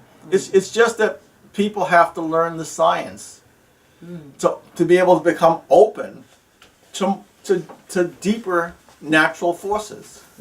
See? That's all. There's infinite levels of natural force. It's like, what are you open to? What have you prepared yourself to be open to? See? That's all. It's not airy-fairy. You know, people think of mysticism as woo-woo, thin, not visceral. That's someone who doesn't know what they're talking about. They don't have a clue. They just don't have a clue of what they're talking about. But my point is my point is to encourage people that every level of mysticism is open to you. It's not unique. It's that you just haven't done the right experiments. You just haven't opened yourself. You haven't made the request, and then with patience opened yourself to those processes. This is part of the experience in the body of man that everybody has to go through. It's just a question of when. And the question is, when are you ready? When do you ask? When do you take the step forward? You know, you can radically embrace the mundane, or you can embrace the sublime. It truly, truly, truly is up to you. You know? And it's accessible. You just take one step at a time, one step at a time. And it's like digging a well or clearing a canal. You just get the nonsense, get the assumptions out of the way. And to find the truths. There's many hidden truths and an infinite amount of assumptions. Get the assumptions out of the way. To get the assumptions out of the way, you have to become very patient and very still. See? And there's many, many, many ways of doing it. There's not just one way. There's many ways. You know, why does someone practice Hatha Yoga? It's getting all the issues of the body out of the way. If you have a toothache, if you have a headache, if you have a backache, that's getting in the way. That's getting in the way of stillness of mind. That's getting the Hatha Yoga balances all the pranas, brings about robust health, so that when you sit, there's no disturbance of the form. See? And if all the pranas are balanced, it'll help to balance the emotions. It'll help to balance the mind, so there's greater clarity. So all these kinds of practices are good. They're useful. You know, then there's particular emotional practices, particular psychic practices. You just have to get next to some yogi and start to do the practices. You know, and everyone will be different. Everyone will proceed at their own pace because you've got all these your own particular karmas that have to be neutralized and stuff to get out of the way. So you can't be in a race with anybody. You can't compete with anybody. It's your personal process. It's your personal road to divinity. And it's unique to you. You know, and if you get next to a yogi, they realize it's unique to you. So they'll say, this is the very best mantra. Do that mantra. And then they'll go here. This is to say to somebody else, this is the very best mantra. It's a completely different mantra. But it's just addressing your particular nature, what you need to work with. See? So, but, you know, just like if I said, everybody in this room, we all have the possibility to go to France. That's possible for every one of us. You also all have the possibility to visit the kingdom. It's possible. It's just no one has said you can do it. You can really do it. You take it as this is possible. I can do this. You know, I can do this. And then the yogi just teaches you how to get out of your way, get out of your own way, and how to create real relationships. Stop thinking of everything as other. See, start to enter into sort of a divine ecology. You know. Start making friends with everything. You know, become a universal friend. You know, that culture of heart, culture of mind. Start to develop those things. As you develop that culture, everything like that culture will start to come to you. You don't have to chase after anything. It'll come to you. You'll walk right into it. See? But that's the thing, is to try to, in a true way, tell you that everything is possible. Just take the steps. Don't think that you're small. Remember that you're a child of God. Just get that into your heart and mind, that you're a child of God, worthy of everything, worthy of everything, worthy of full love, full joy. Just get that into your mind, and then start to create positive relationships. Learn what prayer is. Learn about meditation. Learn about mantra. Dedicate your life to good works. It'll all happen. It'll happen where you are. You can be single, you can be tall, you can be short, you can be this race, that race. It doesn't make any difference. God made you. Your job is to return home, to return to your fullness. See? Not to be a little acorn. That's how humans are, like acorns. To return to the fullness. There is a way. All the scriptures are there. I don't care what religion you are, start reading the scriptures. It'll cultivate in your mind. And whatever scripture, learn to pray for other people. Forget asking for things. Forget grabbing things. Just say, God, fill my heart with something wonderful and let me distribute it. See? You don't even tell God what quality. Just something wonderful. Don't put any restrictions on heaven. Just I'm an open chalice. Let me give it. Let me stop consuming, feeding from this world. Let me stop that. Let me be filled from the breast of God, and then let me generate that in the kingdom, in this world that He created, that reality created. See, just you sort of rewrite. Pardon me. You have to rewrite your script. Rewrite what you're about, what you're here for. Forget the constant consuming. I need this, I want that. This constant grasping. Forget all that garbage. It really is, like a goat eats a lot of rubbish. They'll eat anything. That's human beings. They'll eat anything. You got to quit that. So feed from the kingdom. Feed from the kingdom, and everything else becomes sacred. Everything else becomes sacred. Start to touch things with love. Start to create relationships with nature. You'll whatever you are, it will become sacred. You will become a quiet mystic. And then when heaven wants you to be on a grander stage, then heaven will put you on a grander stage. When heaven wants you in the forest, you'll be in the forest. When heaven wants you in a quiet relationship, living your life, minding your own business, that's what you'll be doing. But you'll be doing it with this living alchemy in your heart. You don't care where God puts you, under what circumstance or what job He gives you. I spend my life painting houses, but at no time do I not have a relationship with God. See? I have a full life, no matter what I'm doing. See? So, who knows? But the thing is, where are you getting your nutrients? That's what's, forget trying to get it. Like you see people who have too much relationship with their dog, where their dog is their emotional best of everything. Best of everything. Like we bought a computer from a lady, a laptop, and she had like 500 pictures of her dog and maybe 3 or 4 pictures of people. There's a little imbalance there. I mean, like literally 3 or 4 people of people and about 500 people of her dog. Yeah. That shows an imbalance. So that's where she's getting her love from. Anything happens to that dog, boy, you'll be a massive psychic crisis. Don't be like that. Try to say, okay, stop having God as ethereal, as a mystic other that you don't understand, non-corporeal. learn to open yourself up through stillness and a loving heart. And be still. Be really, really persistent.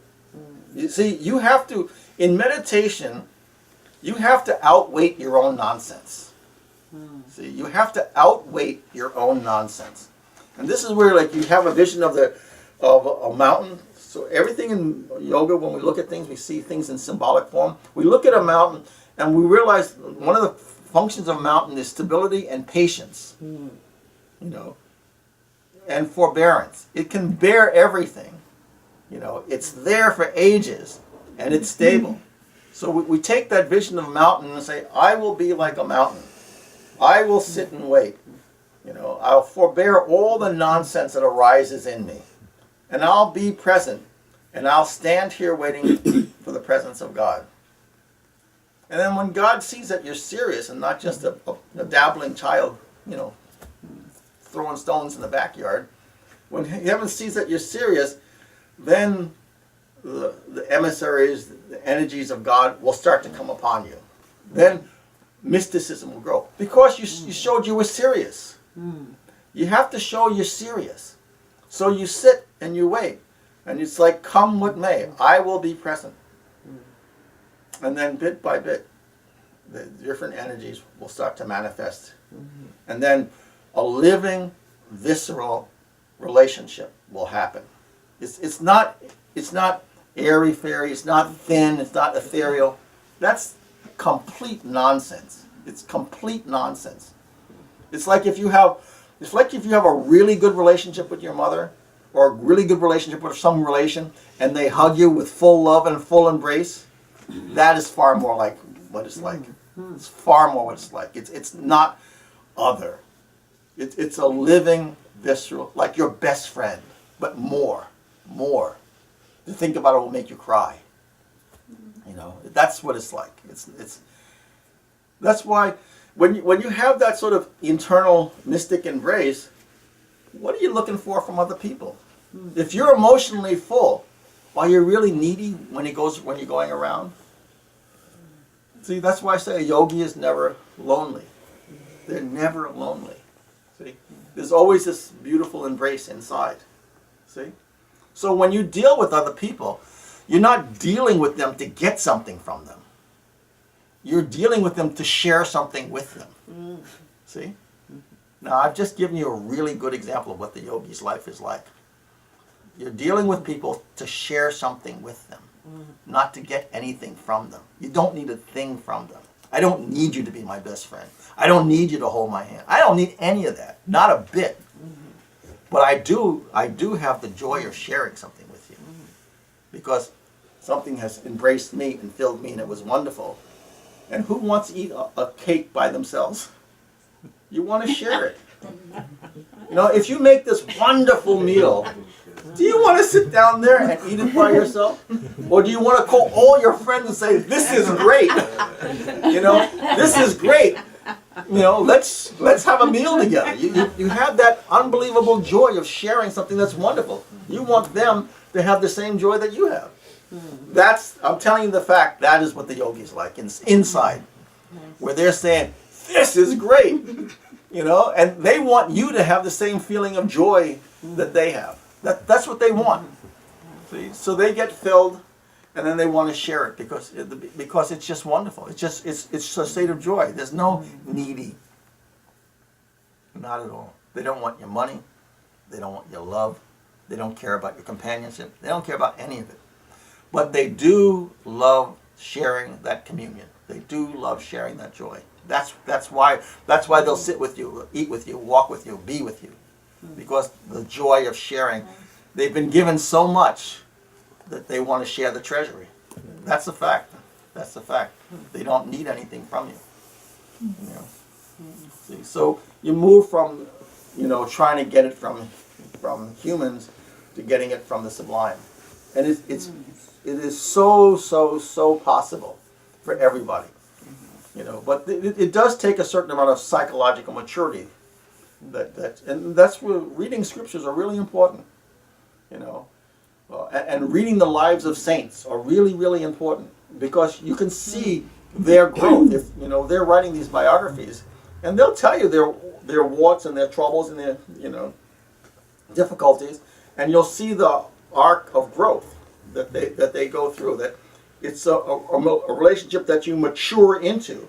It doesn't just happen. It's like, oh, bliss. This is nonsense, childish. No, it's a relationship that you grow into. It's an embrace that you move into. See? What? Go on, please. Yeah. Finding a bit of that cosmic in a human relationship, whether it's with a partner, with a child, that in those moments, which are of giving and connecting and so on, that there's a resonance, let's say, with that. Yeah. Let's say you're in a husband-wife relationship. Yeah. Instead of being needy, I need somebody Right, to love right. me, which is a very common mentality. To look at the person and say, to try to do a clear analysis of what is the most constructive, loving contribution that this person can make using whatever their level of intelligence is, whatever the level of humanity is. To say, to make an analysis through living with them, through talking with them, through discussion, and then to become a cheerleader for what is best in them. That I will support you in this and I will celebrate you in this. That becomes the relationship. That becomes a relationship. That's nice. So that you have a joy of helping a flower to bloom, something wonderful to bloom. Like I'm a married man. I'm a married yogi. I look at my wife, it's not like what I can get from her. Yeah. I have the joy of looking at my wife and seeing what is inherent in her and what she can be. And what a joy that will be when that's shared in the world. So that becomes my intention. That becomes my purpose. To magnify what is glorious in her.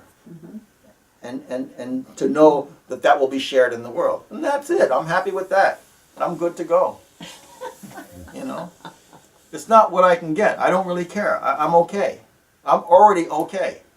But to see the joy of what can happen, what wonderful creation can come, and how it can be given into the world, that I'm really happy about. That makes me feel very good. Right. See? Yeah. But don't you think it's okay to just feel good about that and enjoy it's that fine. for oneself? Yeah. It's fine. There's just Why a not? joy of joy. Yeah. It's a joy of joy. You're Joy happy. of joy. It's simply a joy of joy. Yeah. That's- But I don't You need could to say be. I want more of that without it being grasping, and that could be more for No, for them, or it wouldn't But that's count. But my point is you to know. become a generator. yeah, To become a generator. yeah, And it's not for me. It's you want to. Everyone has a unique way of bringing the kingdom into the world. So you pair up with somebody who you those qualities you really appreciate and say, yes, the world needs more of that. And then you support them in every way possible so that more of that particular energy of God's love can manifest through them. They can be healing to more people. And you have the joy in that. You have the joy in that. Just like the joy of a gardener. You're just happy for that. But you didn't need it for yourself. But you're happy to help generate it in the world. So when a yogi looks at this person, he sees all these unique qualities. And the yogi's job is to try to help the person get to those qualities in a purified way and to magnify it. See? So that in every way, God's song is being sung. If there's 10,000 people, there's 10,000 songs of God. That's what we want. 10,000 songs of God through each person. See? yeah, And every song is different. You can be completely unique. But we want you to get out of the way of yourself and to sing your own song, your own glorious song. That's really what the yogis want. See? That's what we want. Every star is a song of God. Every element is a song of God. Every human being is a song of God. Every human being is. But we want you to realize that. We want you to get to that place. We want you to get to that place of communion so that you can sing your own song. All right, I got a question. Yeah. Are we talking about the river or the sky? The river is that creative transformation process. You will become the sky. Yeah, okay, thank you. That's why over time, in the beginning, there's that dynamic river, so everyone's going to see all this wonderful change and your process of change. Eventually, you'll become like this guy. Those are like those silent yogis meditating, where it's a beneficent presence. See? They don't have to blah, blah, blah, blah. Not necessary. Their very presence. Lord Buddha's sitting. His very presence was beneficent. See? See, the song becomes more subtle. It becomes more cosmic. Okay. A cosmic, subtle song. So that's the yogis. Any other thoughts, ideas? In our Sunday satsang? Susan, my dear. I have a question. Yes, my dear. The qualities or I don't know the right word, the aspects that this talk is developing, that love for so many more things and a bigger plateau of love, feels like it might have a place of overwhelming, like you can only be loving to so many entities in a full way, and to be loving to that many entities might become overwhelming. And what does a yogi do to manage that overwhelmed state? No, you're thinking like a regular person, a human being. Really, it's not like that. It's not like that. Heaven will create a river that flows through you. And it's not like I have a cup of tea and the cup of tea only holds so much, so that it can be expired. It's not like that at all. It's not like that at all. It's like you have an infinite river or an infinite well that you can't empty. See, you can give and you can give, and there's no exhaustion. There's no emotional, there's no mental exhaustion in the giving. There's just a sense of quiet, sort of ebullient joy of the giving. There's no sense of lack, like, oh, this river's going to run out. Not like that at all. Not like that at all. Yeah, every time you're sitting for meditation or prayer, you're like a chalice being filled. You really are. And there's a joy in the giving. And there's never a tiresome moment in it. It's like I can't be exhausted by giving. It's not like that at all. You give and you forget it. You give and you forget it. It's like nobody owes you anything. Like in America, like human beings, they give and there's a certain amount. You owe me something here. No way. Not at all. Zero. You give and you forget it. You give and you forget. You give and you forget. So there's no sense of tiredness or no sense of expectancy, no sense like owing. No, not at all. Not at all. There's no tiresomeness.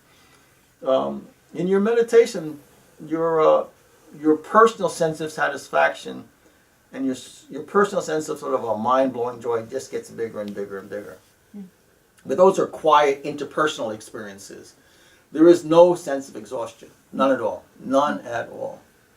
Emotionally, as human beings, you can be taxed. But if your consciousness is like that, limited. But if you acquire consciousness that you come through in prayer and meditation, there's no emotional exhaustion at all. None at all. That's never experienced. You're just a generator. You're sharing what's been given, and you're being given plenty. You're given far more than you can possess. You just give, you know. So Jesus taking a basket and feeding the multitude is an example of that, of infinite bounty shared. See, out of a basket. So this is the basket. This is the basket. See, and in that basket, infinite bounty, and share it. I don't think Jesus gave a bill to anybody. See, no bills. So that's it. That's it. You know. But all of this only becomes real when you can acquire that communion. That communion comes through sacrifice. And remember I said, sacrifice and love are the same exact thing. So when you're sitting in meditation, that's a type of sacrifice. You're not talking to your friends, you're not doing this, you're not doing that. You're not even holding on to your own thoughts and feelings. You're aware of them, but you're not possessing any of them. See? That's sacrifice. You're not taking possession of anything. You're just, in meditation, you're just being present. You're fully being present. That is sacrifice. That is real sacrifice. But you also have to remember that is pure sacrifice when you're doing true meditation. That is also true love. Doing meditation is an expression of true love. See? That sacrifice is creating a condition where that love of the kingdom, that energy of the kingdom can become fully manifest in you. God, this is just a vessel for God's work. That's all it is. But you have to make that sacrifice, and then that communion, that manifestation of love is naturally occurring through this sacrifice, and then that love doesn't stay in the vessel. It just has to go, and you don't care where. Go. See? Zero exhaustion. Zero. Your heart just gets bigger. That's all. See? That's how it is. It's good to know. Can we say we have to work through stages first? Of course. Because, I can't do anymore. Yeah. Yeah, but that's where, again, reading the lives of saints are really the best heads up. Because you have to see the challenges that they go through. They go through a lot of really big challenges. They get shaked and baked, rocked and rolled. It's a tough route. But it's a tough route to glory. Understand that. It's a tough route to glory. See? It's not a cakewalk at all. That's where the New Age airy-fairy nonsense, bliss and love and all. It's very juvenile. Very juvenile. It's a tough walk to glory. It's better to think about it that way. And reading the saints, you'll see it's a tough life to glory. See? It's glorious in the end, but a tough road to walk. But pay the price. You're asking for the highest reality? Pay the price. Pay the price. Do the work. Just bit by bit. Just keep, wherever you stand, take your next step. Don't think about 10 miles down the road. Think about the next step. Just take the next step. Just take the next step. Take the next step. That's it. That's it. Just take your personal next step. And bit by bit, your life will change. And bit by bit, scriptures and the life of saints will become a reality story, not a mythological story. See, a lot of times people look at scripture as mythological. That's really silly. Very juvenile. Spiritually, very juvenile. This is real life, those scriptures. It's real life. And it's a heads up on where you're going. It's a heads up on what you'll experience. That's what those scriptures are and those lives of saints are. It's a heads up. Don't think everyone's going to love you. Not likely. Not likely. Just realize you're doing the work. You're involved in the process of communion and sharing. Communion with the kingdom, sharing with the kingdom. The world of the kingdom. That's it. So we go from this stone, which is self-possessed, slow-moving, quite dull, stable but dull, to a river, which is a dynamism. That's the yogic process. To the sky, which is holding everything, possessed by nothing. See? Holding everything, possessed by nothing. Clinging to nothing. See, that's the journey that we make as yogis. But there is inherent joy, but there's a whole lot of work. See? A whole lot of work. But it is consciously investing in your evolution, your personal evolution. See? No one's going to take the walk for you. You have to take the walk yourself. See? That's it. Any thoughts before we close? I hope I haven't been too ponderous. But my job is to tell you what's possible and how to do these things, and to testify that such things are so. I'm not talking about the myth of what I've read. I'm talking about the reality of what I've lived, what I've experienced. And I'm just like a regular guy. I'm just Mr. Joe working guy. And this is what's happened in my life. So what about you? You might have far more capacity than me, you know. You might be far more talented than me. But the only difference is I've done some experiments that you haven't done. That's the only difference. You know, do the experiments and see what happens. Do the experiments. You know, we'll become inner colleagues, not just outer friends. We'll become inner colleagues. That's the best. Any other thoughts? I'm really happy to see Craig. Here I am. Craig is getting the right mind. Bit by bit, he's going to come along. Any other thoughts, questions, curiosities? No. My dear. Okay. Okay. The food is ready. So we'll chant Om.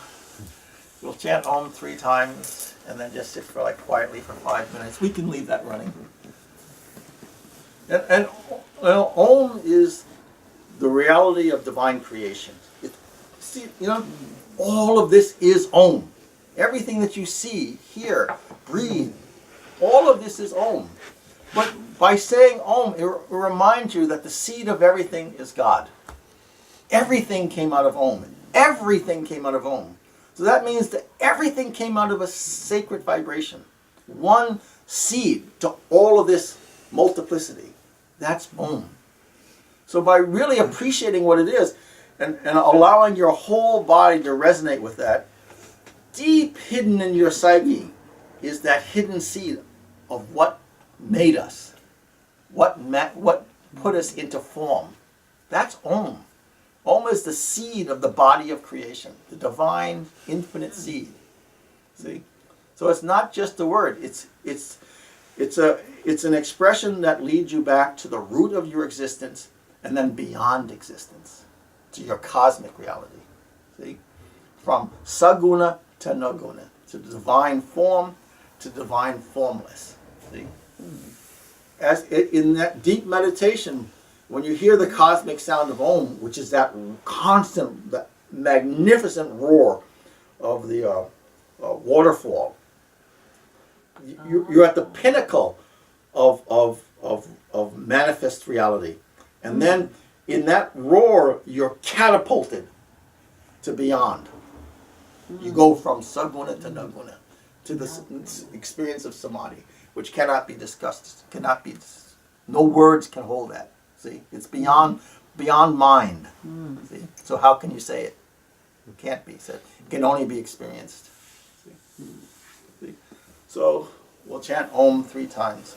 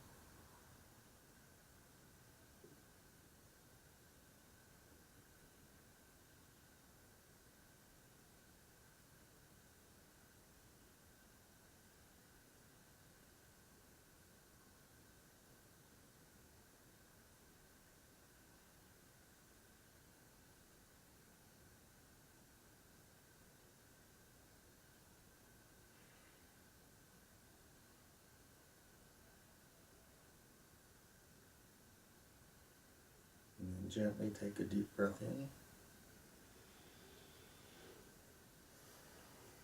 Release the breath. And you can gently open your eyes and return to common consciousness. One of the heads up on meditation is learning to be content with stillness and learning to be content with silence. If you can grasp those concepts, learning to be content with stillness and learning to be content with silence, your study of meditation will go much more quickly. Our psychic habit is we're used to movement. We're used to talking, we're used to activity, we're used to thinking, we're used to hearing. We're used to absorbing all the things through a sensory mechanisms, which are all movement. See? So we're used to that. We have the habit of being used to things that are moving, chattering, whether it's chattering of all the senses. We're very, very used to that. We have to get the habit. If you want to advance in meditation, you have to get the habit of being content with silence and content with stillness. It's a habit to cultivate. See? We're used to activity. That's our psychic habit. But all that activity exists in the body of stillness. See? Stillness allows all that to be. See? So we're not normal yet. We're not normal yet. Because you have all the activity, but you haven't embraced what allows that to be. The silence, the stillness. See? That's the fullness that allows everything else. That's the canvas that allows the painting. See? Meditation is getting back to the canvas. See? That allows you to write all your feelings and all your thoughts and all your activities on. See? Get back to the canvas. So learn to be content with stillness, content with silence. When you're sitting in meditation, it's Agni, it's a fire. You're sitting in the midst of a fire where the senses are starting to burn because they're used to activity, activity, activity. And now you're taking your psyche and focusing it on the silence, not on the activity. All your psyche has been focused on the manifestation, on the creation, through the senses. They haven't been focused on the substratum. See? Meditation makes you focus on the substratum, where there's no point. There's just infinite spaciousness. With every sensation that you've acquired, there's always a point. There's a point of origin, a point of creation, see, a point of place. That's not true of meditation, of silence. That's not true of silence. Those qualities have no point. It's infinite. See? You think every thought has a place. Every feeling. It's created somewhere. Somewhere. In meditation, you're completely breaking what you've trained in all of your life. You're completely destroying that and expanding to placelessness, complete spaciousness. That silence is pervasive. There is no point to silence. See? There's no a place. It's infinite.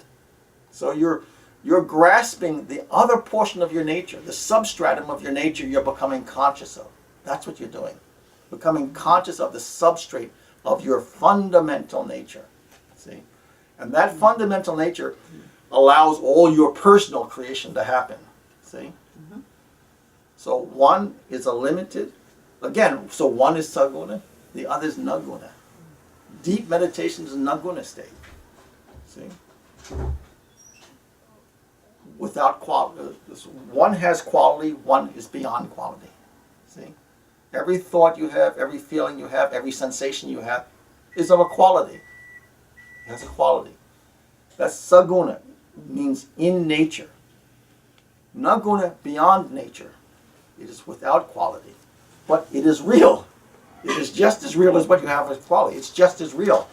But our psychic attention is always on saguna, manifest nature, see, as opposed to unmanifest nature. We have a substratum unmanifest nature. which binds us all. So each of us are creative individuals as individuals, but we're bound. We have a common life in the silence. We're all absolutely one, absolutely unified, one being in that silence, one complete unitive nature. And if we start to learn to draw from that and have that inform our creative nature, far less conflict. See? Because we're coming out of the same existence, the same substratum, the same family. See? But just different creative expressions. See? So when we draw back, we become a friend to everybody because we first see the substratum, the divinity, and then the manifest creation. See? So, big difference. As opposed to just seeing the unique creation. We find a commonality in that silence. And then an appreciation of the creation. Okay? So bit by bit. That's why silence and stillness is important.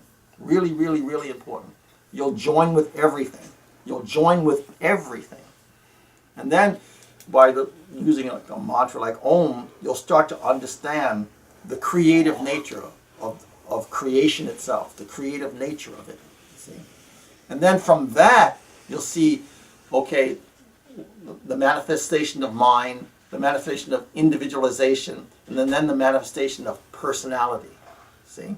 So why can some personalities be healthy, some personalities not healthy? You'll see how these things were created, that they're all personal experiments. They're all personal experiments. But you can track those experiments back. And if you can help a person track their experiments back, so they start to find out the nature of Om, and then find out the nature of silence, they'll become healthy, friend to all. They'll become a friend to all. See? But something comes from something. See? Even the silence is something, but it's non-local. See? Your creation and your experience is localized. Meditation is universal. You're bound to everything. That's why the plant is not just a plant. And the mountain is not just the mountain. And the sky is not just the sky. See? They're all divine. They're all part of your greater body. So the teachers are trying to get you to move from your acorn body to your cosmic body. See? Your acorn mind to your cosmic mind. And see? Your corruptible mind to your incorruptible.